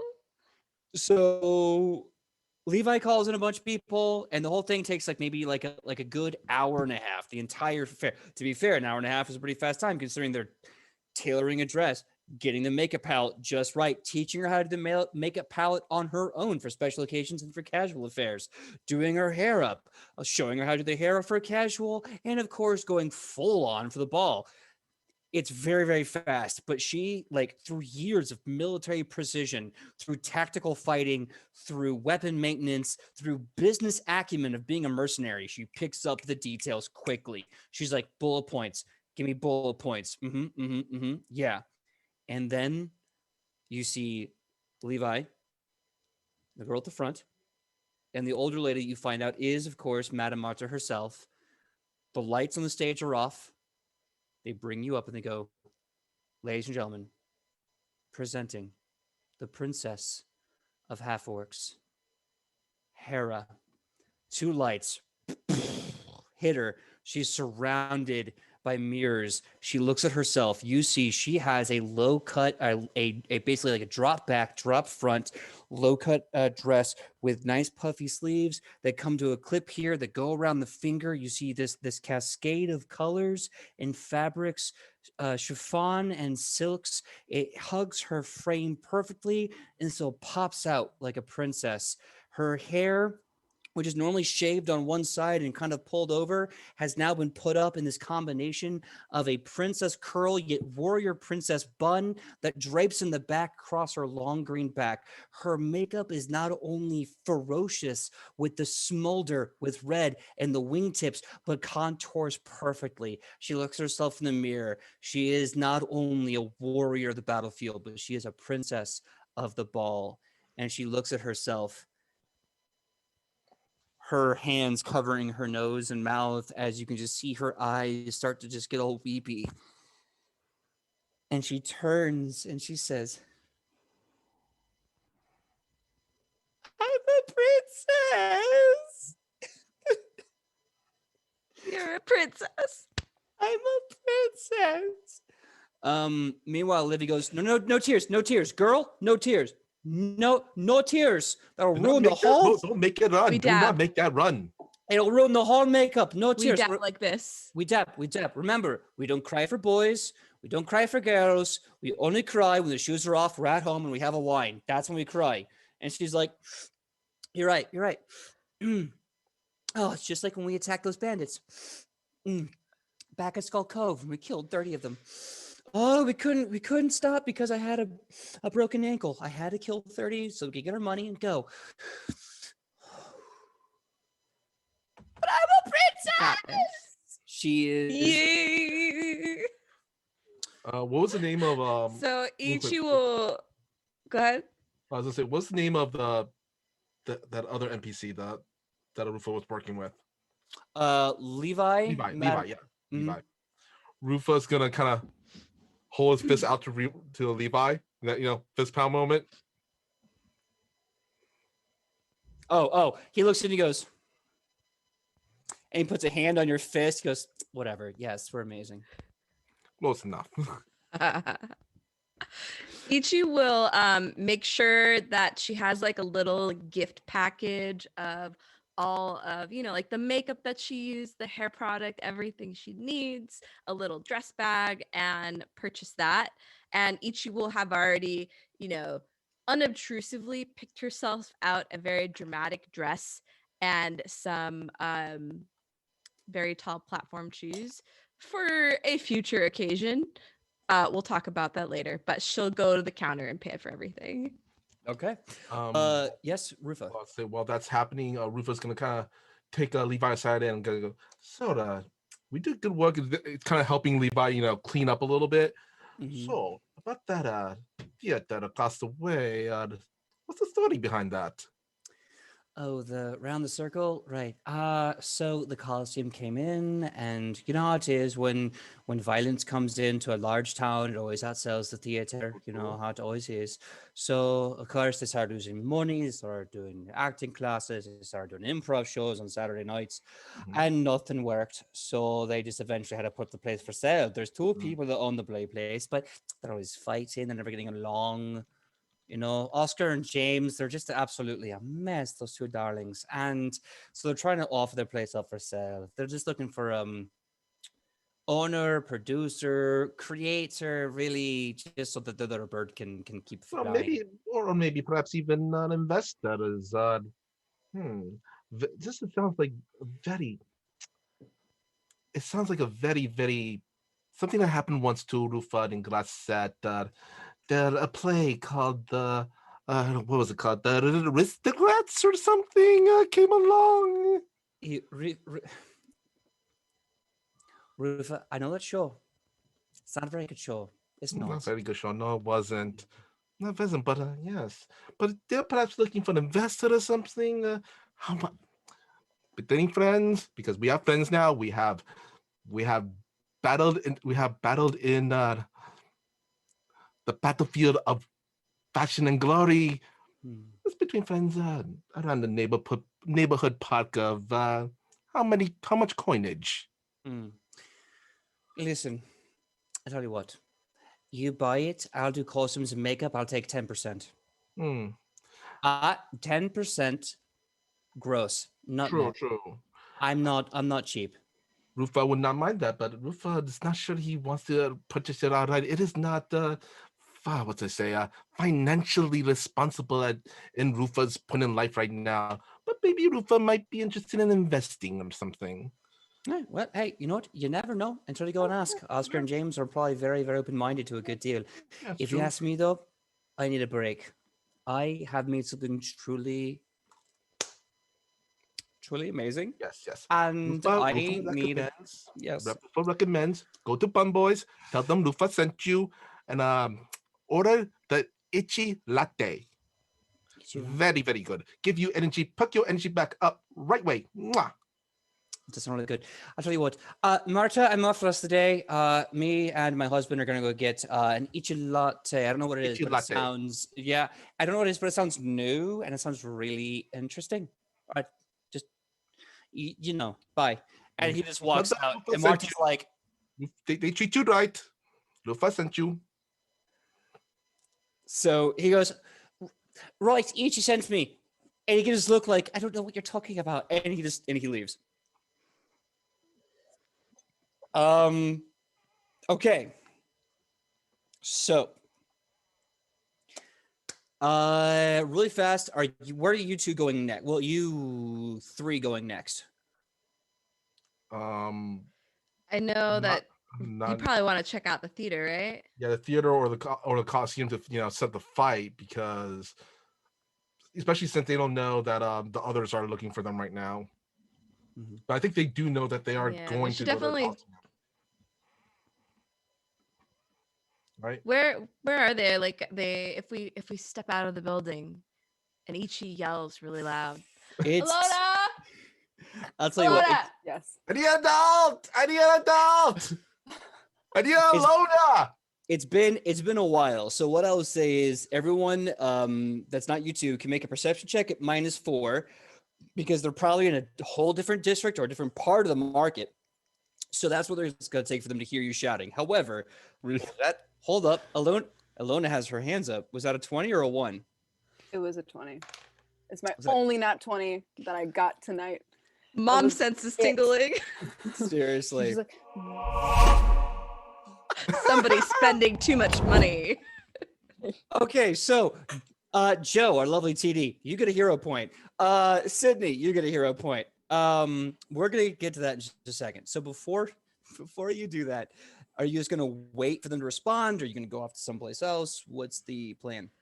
After Ichi yells into the night, she'll be like,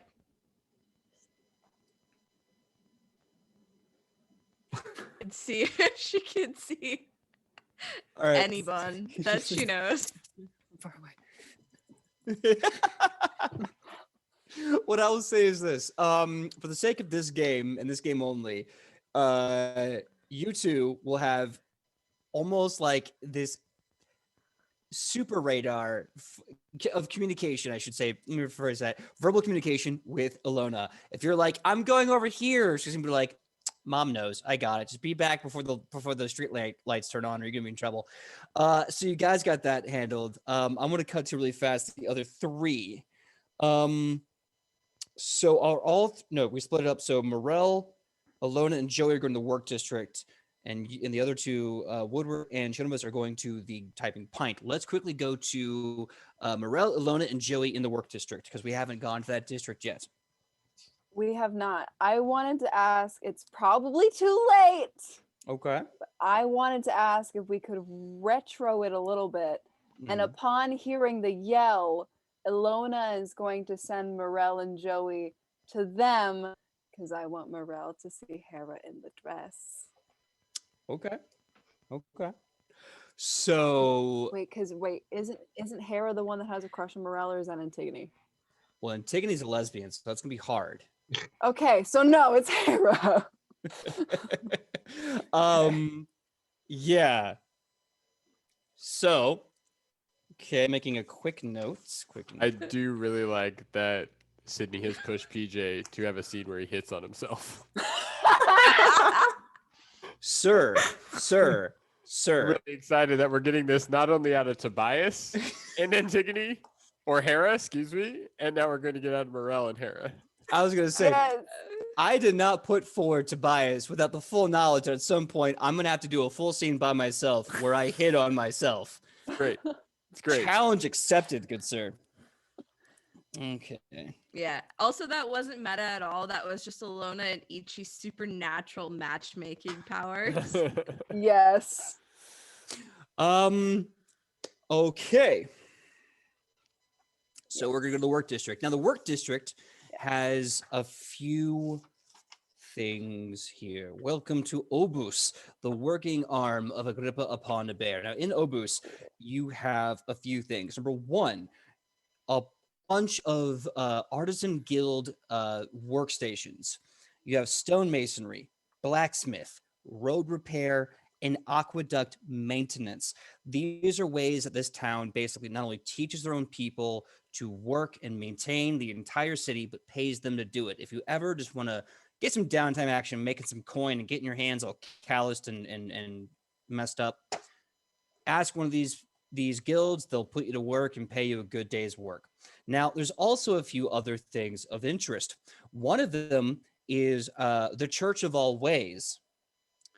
This massive kind of centralized religious organization that believes in the equal representation of all faiths distributed. And then there's this really unusual place that looks a lot like the Church of All Ways, but it's wider but shorter, and it's called the Church of Iron.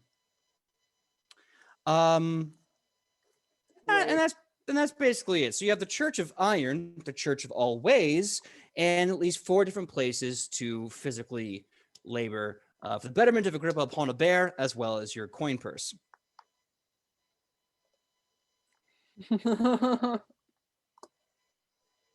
Hold up. Can I do a religion check on the Church of Iron? Yes, you friggin' may.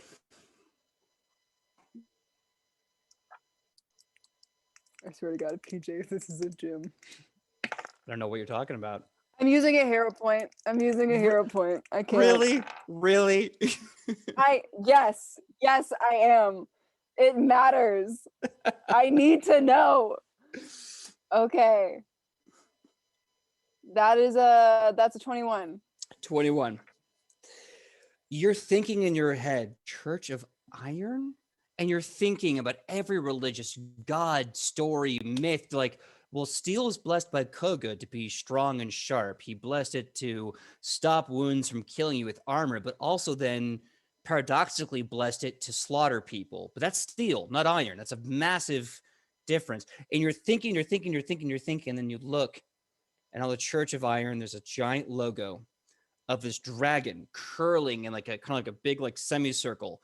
And he's got one really big flexing arm, and he's holding this awkward chunk of metal, and he's just blowing fire and looking very intimidating as he's just lifting this, and it says the Church of Iron. And at the bottom of the Church of Iron, it says, "May your roots ever be strong." Ilona sighs.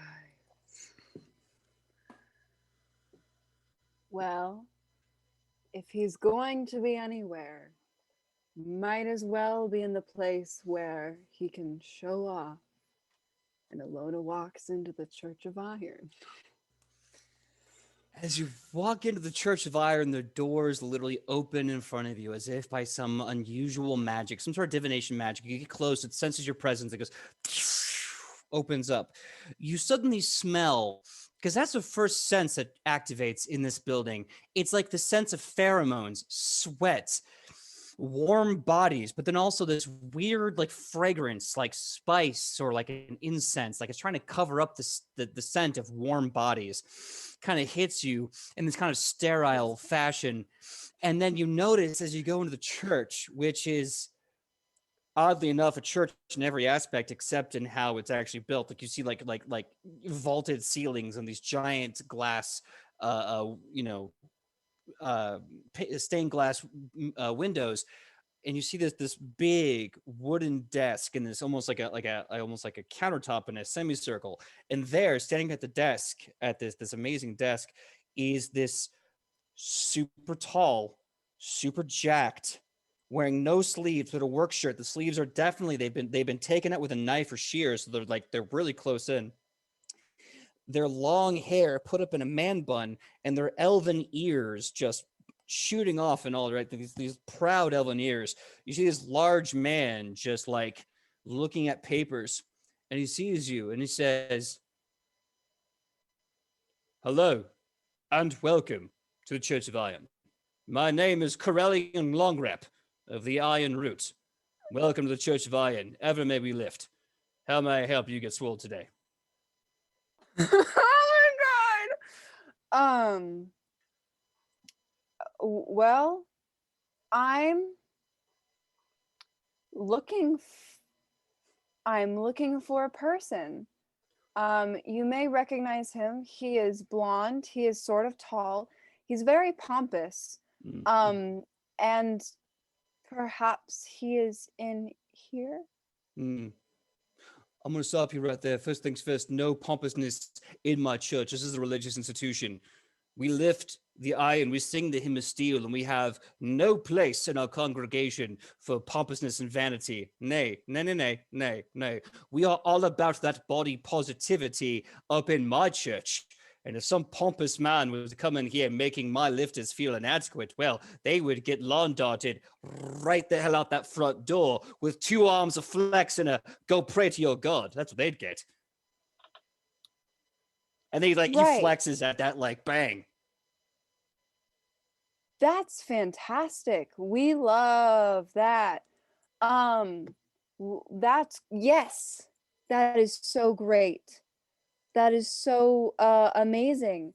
So you haven't seen him. What does it look like? I've been at the front desk all day. I have been working like verily most hard for my church. Of course you have. Well, you Yes. know, I don't know really how to describe him because he's very average. But what perhaps I could look, but before I do, I have a question for you. Sure. How can I help you? What is choco meat? Choco meat. I'm so glad you asked what choco meat is. 1 second. They drop below. First of all, hero point for even knowing that. They drop below the counter and they come up. They come up with these gigantic, like, urns, these gigantic urns with these really weird stoppers, and they just place it one after the other, after the other, after the other. They put a giant hand on them and go, "This is my own synthetic blend of holy divine gains juice. You sip this, my friend, you'll be able to lift the gods in the seats they sit on. One chug will make sure that you get an entire dose of steak and chocolate in your body. You want to get those glutes that make you gains to the heavens? Praise to your God, because take this, drop ass to grass, and you will show the skies that you are not made to grovel like a worm. Worms are made to turn to butterflies. You are a monarch." Well, I do have a 0 strength modifier. Yes, and I understand that. I, too, being an elf, had to fight against a very tragic negative boost to my strength modifier. But through years of my immortality, I've honed the perfect methodology for making myself a terrific Tarask of terrible muscle and might. I am, if you will, the Swallow's Dragon in the clutch. Well, I recently got these things that will help me punch people and make them stop fighting. I bet that would be more effective if I had more muscles. How Yes. much is it? What this choco meat? Yes. I tell you what, here's what I'm going to do. You see this? This is a contract. No, it's not. Goodbye. Religion's not based on contract. Religion's based on absolute, strict regimentation and belief. You come here 5 days a week. You go to the back. You lift with the big boys and girls and everything else in between. I'll make sure this is free, that's free, and you'll go from a +0 to a +5. Why? Because you have to +5 to stay alive in this horrible world. Well, here's the thing. I don't know how long I'm going to be here, and while I would absolutely love to get gains, I don't know how feasible that is. It's completely feasible. All you need is time, energy, a pact with a god you don't understand, a dragon vanquished and blood soaked. You have to kill all those that beseech you and make sure that you understand that gains are finite. And that if you're going to grow, you must rob the gains around you. Because in the end, much like certain people, there can only be one. One that will conquer them all, but one that will show us the way.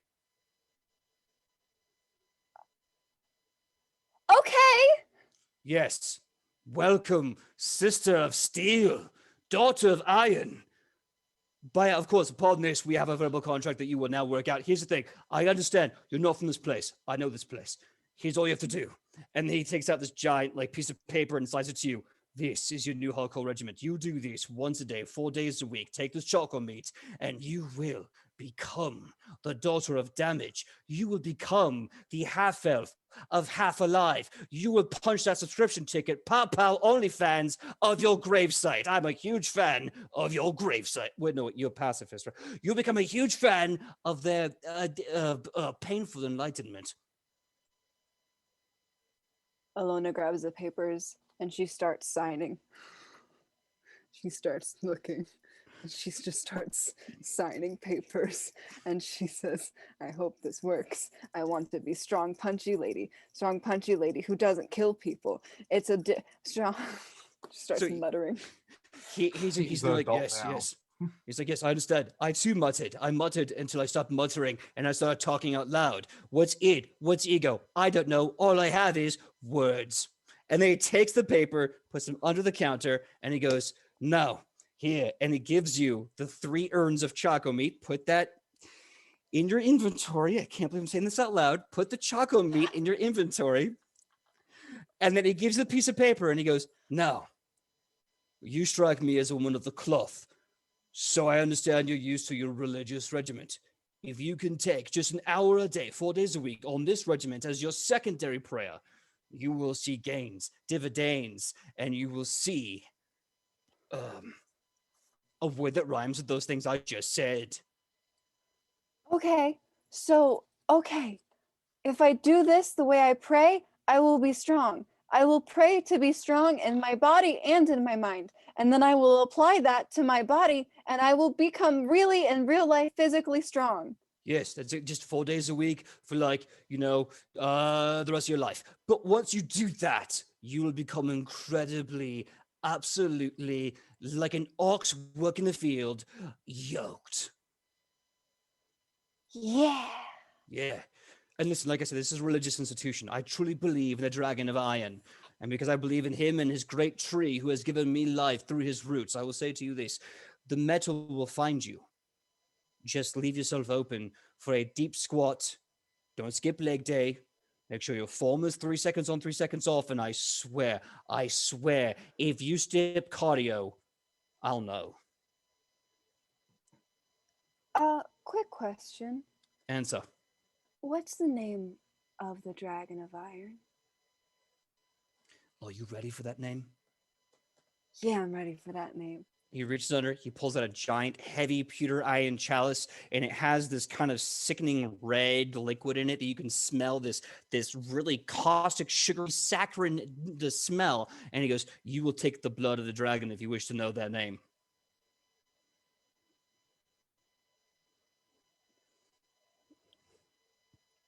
Ilona takes the chalice and she's like, it doesn't seem evil.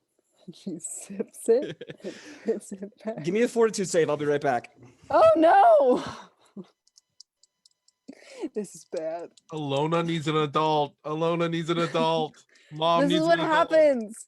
She's unsupervised. She's mom around everyone else, but remember, she hasn't been in the outside world for even a year yet. Her I love grandma this, Joey's guys. gone. Alona That's just great. goes through what we all go, like early college where we're trying out different identities. You're like, Yes. swole, yeah, that could be me. Yeah, that could be cool. I mean, I literally have a 0 strength modifier. So like my unarmed combat, while the hand wraps of Heavenly Peace are really amazing, they do like 0 damage. Because I am not strong. Not yet. Not yet. Not without the help of Choco Meat. I know. What is that, Ian? Okay, so PJ and I were hanging out at probably we're at 1, 2, 3 a.m. at one point. And we were just hanging out after TTRPG night that we ended up playing. And we were talking about protein shakes. And because I saw that he had one in his car, and he talked about it. He's like, yeah, I don't really like it. It's some sort of weird combo. It's like they still tried to make it taste like meat. and then Choco Meat, because it was chocolate flavored, came out of his mouth. And from then on, we have decided that one day we are going to start a protein shake company called Choco Meat. Yep. That's an amazing origin story. Yep. I love That that. is. Sharing. Yes, chocolate meat is actually a real product that I invented one time after a convention when I was exhausted. And one day I will make chocolate meat a thing. Speaking of which, how's a fortitude save?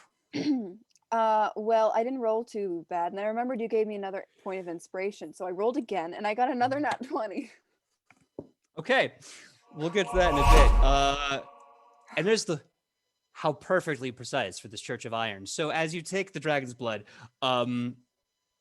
you start to feel your whole body become warm. Your muscles start to twitch, your cheeks start to tingle, you start to feel all the hairs in the back of your neck stand up. You can almost feel the world around you slow down. And you feel like your frame is much bigger than it really is. As the tingle, the burn, you start to notice you start sweating for like no reason, like absolute everything's glistening. It's kind of glistening like you kind of catch yourself in the mirror, like you're sweating a lot. You kind of look really good because like everything's glistening. You know what? Like shining for like no idea how this happened.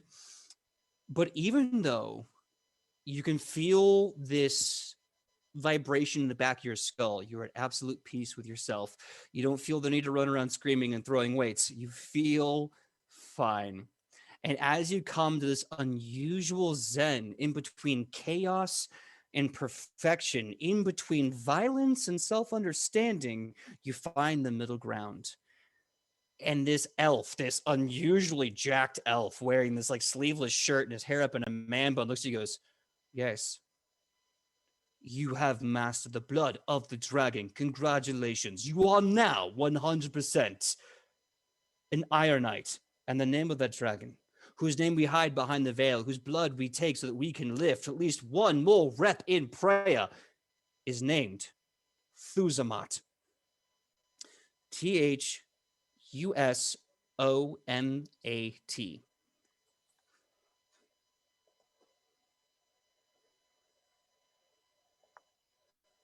Okay. So, Ilona's high on dragon's blood. Is that what we're saying? You are basically on the most potent metabolic stimulant you've ever had your entire life. Like you're not shaking, because again, you're in between chaos and peace. But right now and until I'm gonna say an hour and a half to 2 hours time, you're gonna get a +4 to your strength modifier. Yes! Start a bar fight. Start a bar fight. This is the time, Sidney. Can I just say this? I just realized Alona's on her Rumspringa. Alona's been on her Rumspringer for like 3 months. So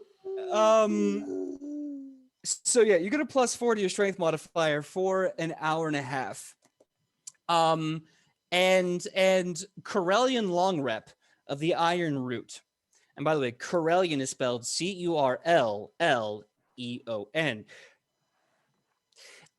He tells you that Thuzamat is the dragon deity of metal, of steel. I'm sorry, of metal, of hard muscle, and the bench press.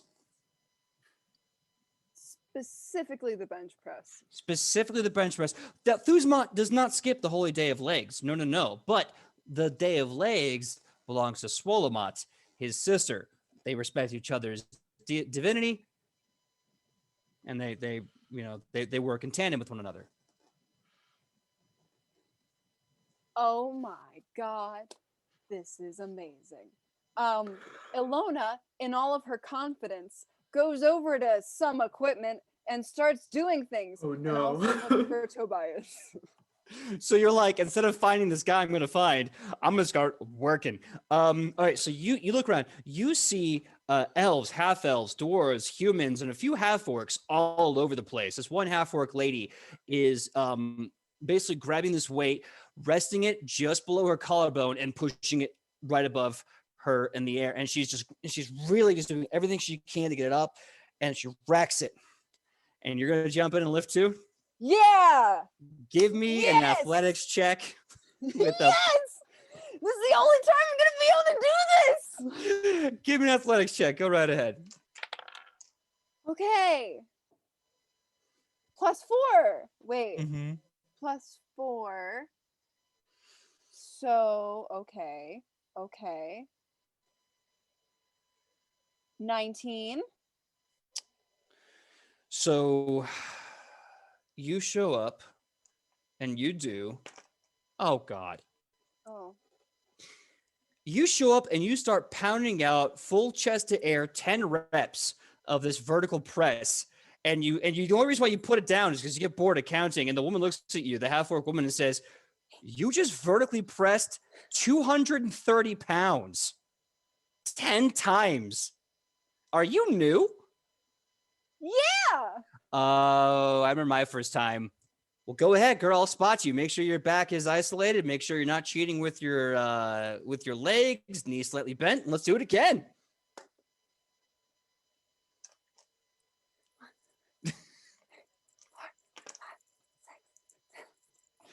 Yeah.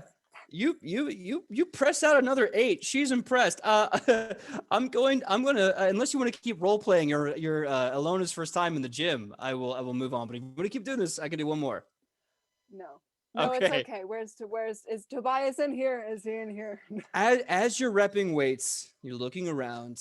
You're seeing a dwarf deadlift about 1,000 pounds, maybe 1,200 pounds. You see an elf just hanging upside down, holding 2 people and doing sit-ups, but you don't see Tobias anywhere in the gym. I'm sorry, the Church of Iron. Oh. Huh. Well, damn it. Alona, in her excitement, decides to say, "Goodbye, strong lady, from another strong lady." She And looks she's at, gonna she kind of puts up a high five and then comes low, like right around the hip, and she's expecting you to meet her for the high five. Do you meet her? Oh yeah, I do. She goes out, she follows through, she goes, "See you, Steel Sister. Come back later." Hey. Yes. And Alona's going to leave to find Tobias. All right. So the only other option I've mentioned, besides of course the place to work, is the Church of All Ways. Are you gonna go there next? Oh, you bet your darn tootin' buddy I am. Okay. So you go to the Church of All Ways. You see this massive structure. For those of you who have been around and near Washington, D.C., the United States Capitol, there's a place called the Mormon Tabernacle. Imagine that without the little brass guy on top with the trumpet. Just take him off, Mormon Tabernacle. There you go. So you go inside and you see priests, clerics, champions from all over the world. You even see a few very ominous looking individuals. And you see what looks like church pews and altars and prayer boxes and incense and ritual sacrifices to everything you can possibly imagine, just all around. Give me a perception check for Tobias.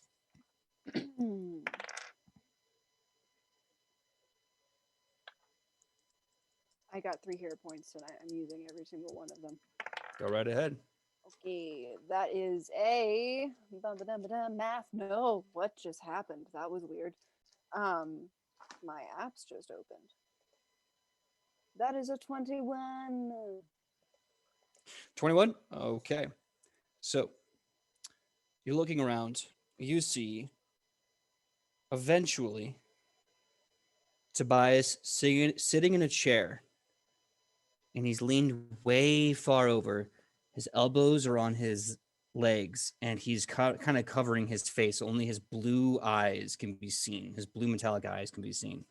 Sitting directly in front of him are 2 elven clerics. One has this giant smile on her face. She has this kind of larger, heavier set body, and she has this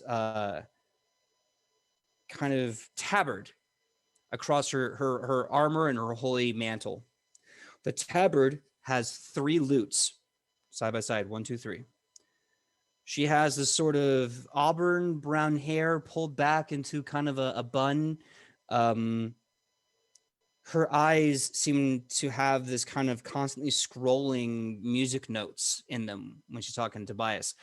And she has one arm on his shoulder as she's just talking to him and laughing. And you can even hear sometimes she's in the middle of having a conversation, she breaks into this beautiful melodic song. And next to her is this elf of Tezuku. She has her hair kind of brought up, like side shade, brought up into this badass Afro Mohawk looking situation. One half of her face has this really intense makeup, like big sharp lines and sharp contour, and the other half is just a palette of colors. She is looking. She's almost got like a goth situation. Like this half of her face is goth. This half of her face like Electric Circus, and she has this kind of black like choker collar, and then she has chainmail, and she has this black and silver tabard with a sword placed on top of a drum. And she's also just kind of like hanging over the other one's shoulder, looking very serious, listening to the conversation. Her weapons are everywhere because all these people are warriors of faith and personal life, and of course the struggles of the world. The kind of heavier set lady, elf lady, has a weapon that it's got a sheath on her back, but the handle looks like the neck of a guitar. And the elf next to her, who from Tezuku with a bit of like the goth and the EDM circus makeup, she has 2 scabbards on her hips and what looks like drumsticks coming out on the side. And Tobias is just like nodding with some heaviness. And we're going to cut from there and go to let's go back to the Type and Pint. It's been a bit of a while since we've stumbled back into our favorite drinkery here. So Woodward and Shonibus, you walk back to Type and Pint, favorite bar of all of Ludir. What do you do? Well, I think it sounds funny retracing our steps, just kind of getting back to it. But if we know if she can still understand or still knows where that panel is to find that secret room, I'm wondering if Mush can probably smell something maybe left over. He had to walk out, so I assume he didn't get rid of everything. Absolutely. So you want Mush to kind of investigate the back room? Yeah, if I can. Yeah. Go ahead and give me a nature check to kind of, no, you know what? Have Mush make a perception check. Okay. Also, one thing you notice that everyone seems jovially excited to see you again. They remember you very, very vividly. Oh, okay. So they remember me. Both of you, in fact. Yeah, okay. Interesting. His perception is a +5, 15. Okay. Mush goes into the room. First of all, Shonibus, do you show Woodward where the secret room is? Yeah, and she like pushes in the handle to make it open and all that jazz. All right, and you kind of show Mush like where you were standing and where Geb was before. Okay. Mush enters the room. The minute he goes in the room, you see his tail just bristles outward immediately. You can kind of see his haunches start to kind of come up to the point where like his butt is really high in the air. His nose is very low to the ground, and he's just kind of pawing. His nose is pawing the ground, but he's looking like his eyes are dilating. Like he's looking like he's ready to fight, but he's just sniffing around. But something isn't right. Does he normally do that? Well, see, it depends on what he finds. He doesn't seem too happy right now, and usually he finds a thing he's not happy with, but I think in this case there may be something else going on here. He usually just fights it if he doesn't like it. But he's just wandering around. So, hey, bud. He's like, and it's kind of this, although technically it's an animal companion, I take the companion side and kind of emphasize it. He's kind of reaching his hand out like you do with like a friend who's upset at a time, wondering if you're gonna pat him on the back. Just like, hey, Mush. It's like reach out. He's doing that thing where like you pet him, he kind of does this and looks over his shoulder a few times, and he, because he's got to keep his eye out wherever the danger's coming from, but he understands this is my buddy. Like he's cool. Okay. What the hell is this? Like he's totally okay with you. He Woodwork kind of leans down. Hey, you think you could find that? You think you could find could you track that smell, bud? And he's trying to like get excited, like when you talk to a dog that's like about to go on a walk, you're like, you want to go for a walk? You want to track that? Give me either a nature check or a diplomacy check. Okay. Ooh, most definitely nature. 14.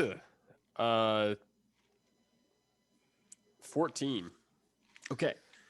So you're checking them like, hey, you want to go find it? And then Mush just eventually runs to the table, runs under the chair where Shionibus saw Geb the first time. And he's under the chair and he just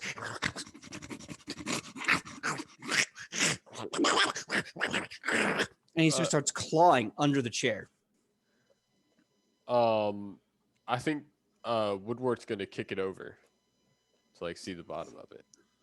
The chair falls back with a loud wooden clamor, although some of the clamor, of course, is absorbed by the plush green carpet.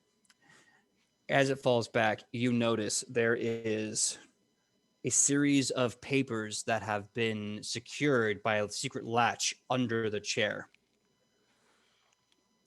Yeah, this is real detective stuff, and I didn't pick the investigator. I guess I guess he'll take them off the bottom of the chair. There's no point in leaving them there. All right. So you kind of undo the latches. They're really easy. They're just like little hinge latches, like 4 of them. So flip. Shionibus, you recognize the paper type, identical to the paper type that you saw Geb Zebel kind of fussing over before you entered the room. However, this is not even a fourth. No, I'll say it is a fourth. It's not even a third of the papers he was dealing with before everything kind of faded out. She's gonna look at what part, like, is this it? Is this all the paper? 'Cause that's like hardly half of what he had. Woodward quickly looks around and see if there's any other chairs in the room. You get the feeling this back private room is for special occasions, special parties, or even like we want to have a drink in peace, shush kind of thing.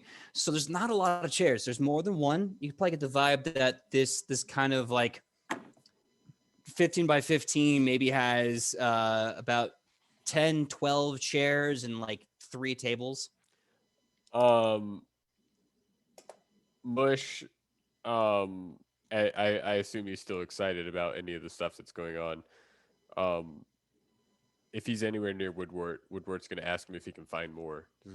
Hey, bud, do you think are there any more chairs in here that you need to tip over, or the paper was good? Shionibus says this isn't enough.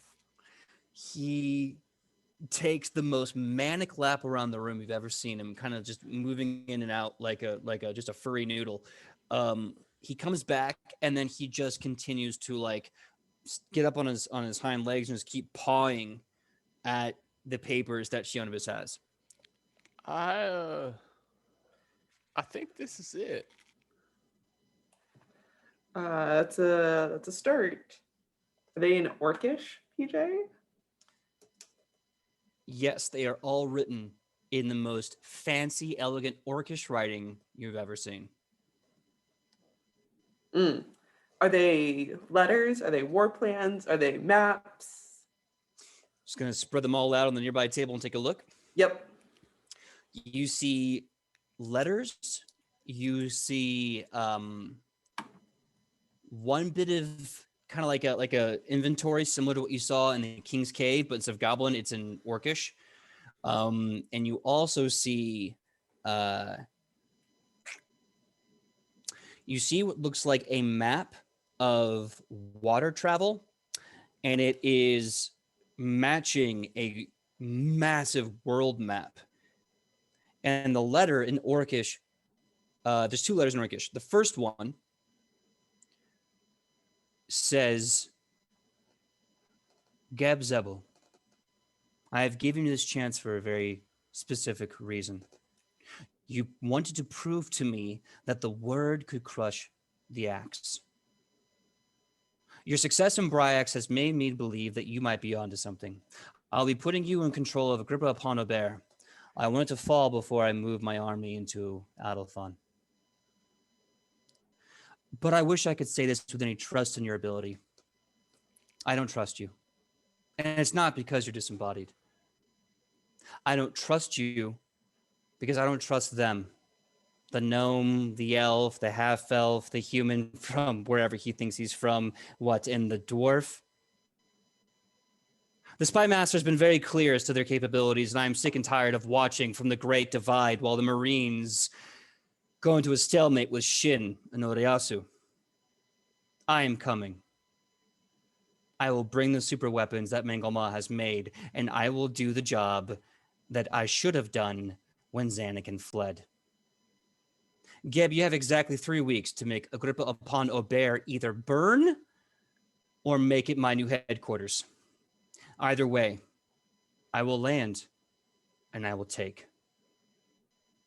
Please, do not fail yourself any more than you already have. I will not stop to take your head, or anyone who proves me that they are weak. Gorm bless you, you pathetic wretch. Signed, General Korokos. The other one is in a weird version of Orcish. It says a bunch of really odd phrases that don't make any sense. It's like, squirrels don't fly when hungry, but the man with the one leg jib-jabs with the donkey. Makes no sense. And then underneath it, you see in Orcish with red ink, I am bringing the Marines soon. If we are really going to have diplomacy, then I need to have a deal that makes sure that if my orcs die, they die with coin in their pocket. You have the ship. You have my crew. You have my guns. But you don't have my loyalty yet, Geb. If I'm going to become your general, I need to know that this is good business. The Blue Rocks are trusting on me. So far, you made a very good offer. I'll be in Agrippa upon Aubert in a week's time. We'll finish the rest by the docks.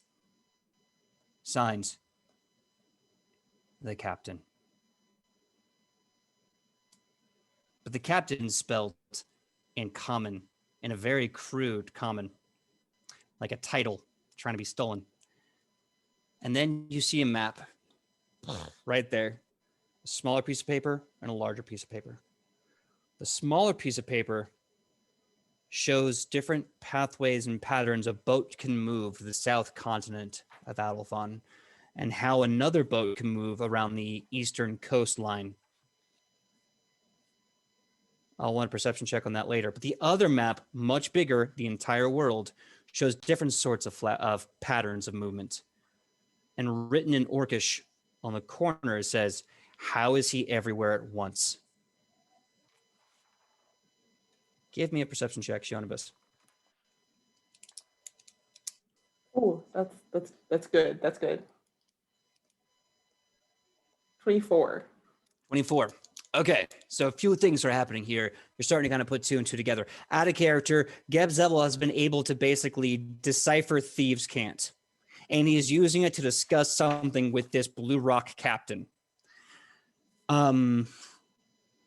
Another thing is, with this smaller map, he is able to figure out two things: the movements of Ka Mengelmal up and down the east coast. And he's also able to figure out the patterns of movement with this Blue Rock captain, who should be coming into town probably in the next few days. The other thing, the last little bit of detail here, is that you start to kind of put two and two together. And when he says, how is he able to be everywhere at once, you realize he's talking about General Korokos.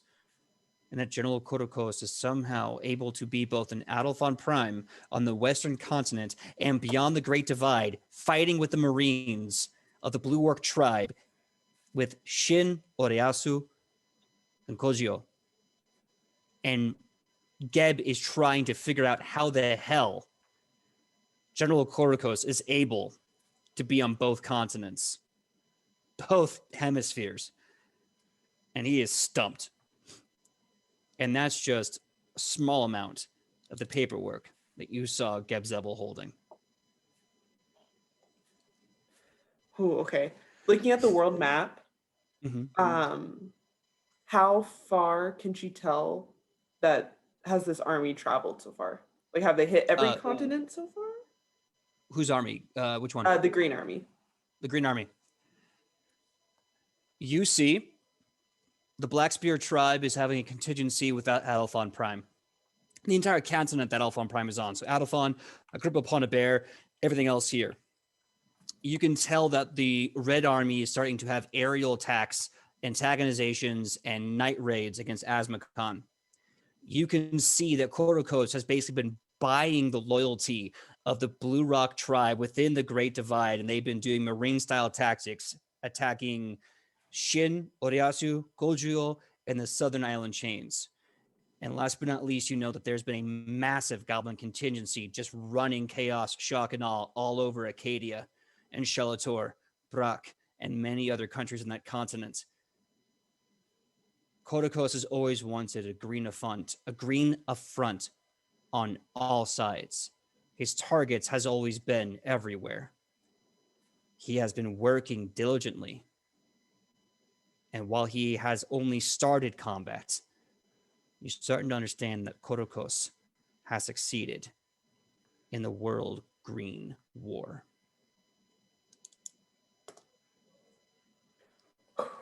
She's going to relay that all to Woodward, even though he probably doesn't understand most of it. Woodward's trying to make sense of this, and he kind of looks at Shionibus and says, I knew we were going to have to try to find this guy, and I didn't think you'd be the one that made it a little bit easier. And he takes his glass down, there's 2 cups, like shot glasses. He pours the drink in either of them, and he looks down at the glass and he goes, hey, Rochelle, I need to find a very important glass of wine. You suddenly see the whole room start to glow. The door to the secret room swings open a little wider, and you see 3 bodies walk into the room. You see a woman with a bodice and kind of that serving wench top. She has long amber hair, freckles for days, just a sun-dappled skin. She has her arm around another woman who's got long, curly, bright pink hair and who looks like she's wearing basically a pink sweater dress.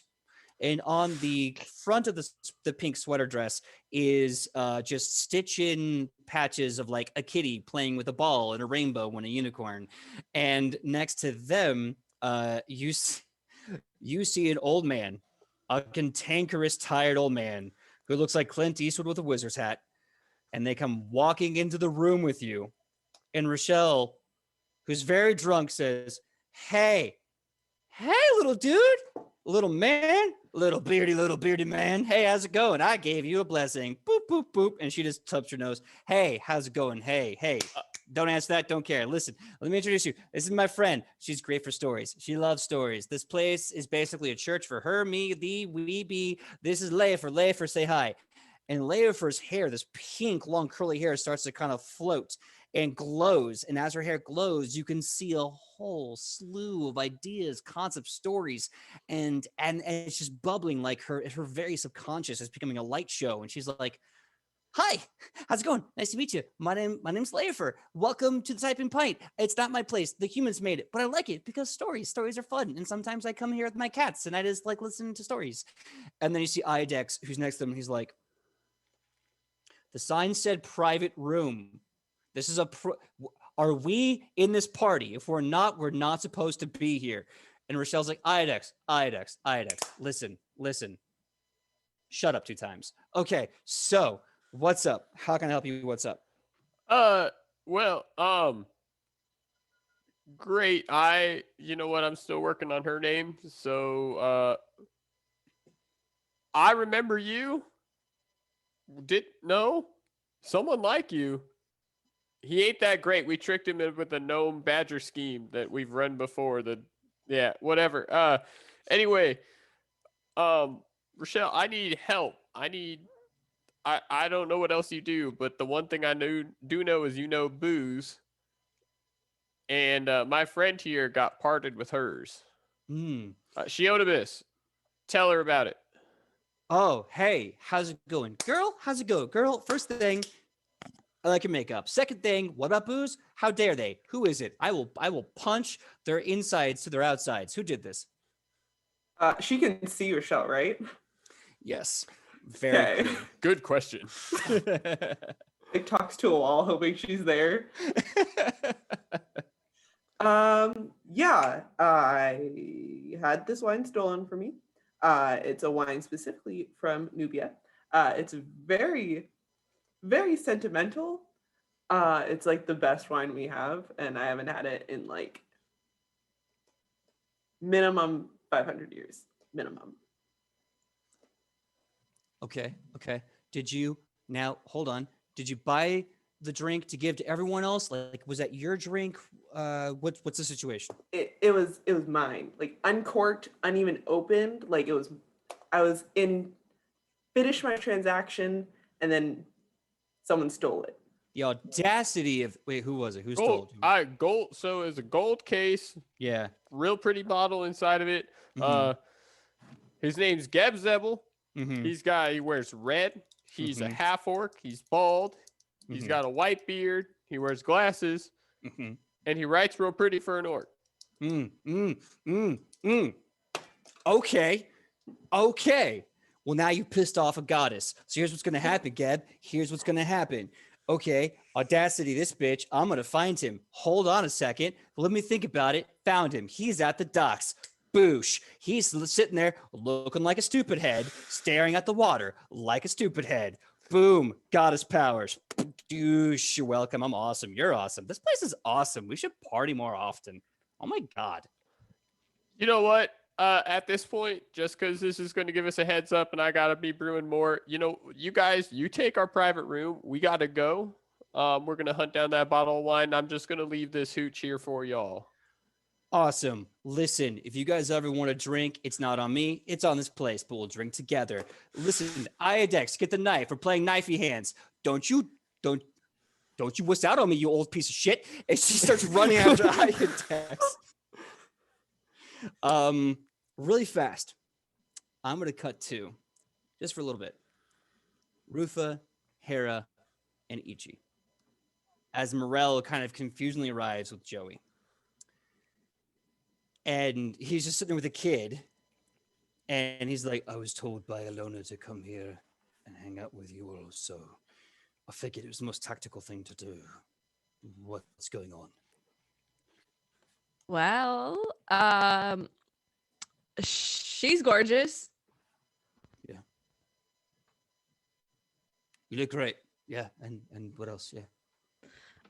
Well, anyway, that's all I got. Hera comes up. She is doing that cute little thing where she's holding the side of her ball gown and she's doing like a little skip step and her hands are just kind of like flattening out her ball gown. And she goes, hi, Morel. Hi. Joey, nice to meet you. Hey, so I was thinking, now that I look all really great and nice, I was wondering, do you think maybe I should ask out? You think maybe we should do a just, you think maybe I should ask Tobias out for like a dance or something? He's like Morel. You're handsome, but you got like this whole like beard thing going on. It's really like it's hot. But like Tobias is he kind of looks like a prince, and I think he's kind of my type. No. So my honest opinion. Yes, you should, because you should follow your heart. And even if Tobias has numerous flaws, I think you should take chances where you can find them. Yeah, he's got that kind of like he's very pretty, but he's also kind of broken, and it's like I know it's dumb. I know it's Oh. dumb. Oh, Ah, but girl, ah. so long as you're not trying to fix anyone, all right? We take care of ourselves first. That's right. That's right. You We don't. know? We cry when we're home with the wine and the shoes are off. Yeah, but also you got to get to know him a little bit. I have some standards that I would like to let you know that maybe are standards you might like to adopt. Like he seems like the kind of guy who doesn't have pillowcases. We don't date men who don't use pillowcases. We don't date men who don't polish their armor. But I don't know these things about him. We just take it slow, you know. But that doesn't mean you can't stun him to start. All right. Yeah, absolutely. And you know, if the dress doesn't stun him, blunt force trauma between the eyes with the maul really does a good job of stunning most things. So I think I got this covered. Thank you so much for believing in me. Exactly. Yeah. Thank you so And much. you know what? You know what I really want to do? What's that? Part of this whole dress thing is, one, you deserve to look beautiful, Thank you. and you do. Thank The you. second part of this is, I was kind of thinking, when I do my show, would you like to be the MC and introduce me on stage and wear this entire getup? In front of people? Yes, because people deserve to see how beautiful you look. You know what? Yeah. Yeah, I deserve to see the impossible inside myself. I'm gonna do this. Yeah, you know what? I feel amazing. People deserve to see how awesome this dress looks. You guys spent a lot of effort. My hair looks awesome. My makeup is great. And here I go again. I just need to stop.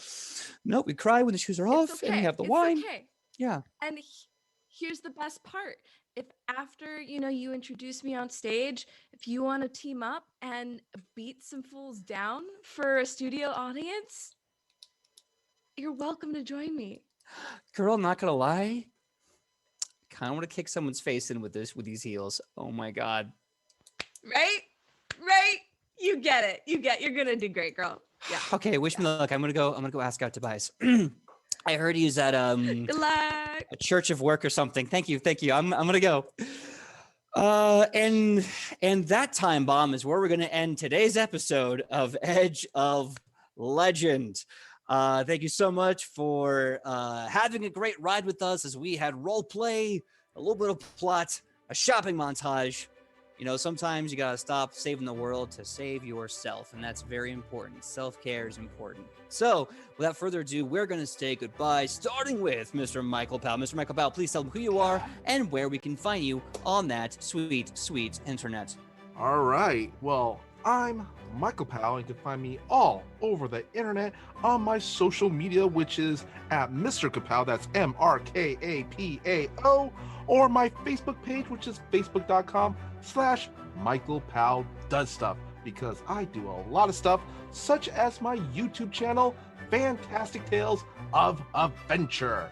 And also, tomorrow we are not going to be doing Toysville Live, but I will be over on Live Action Roleplay.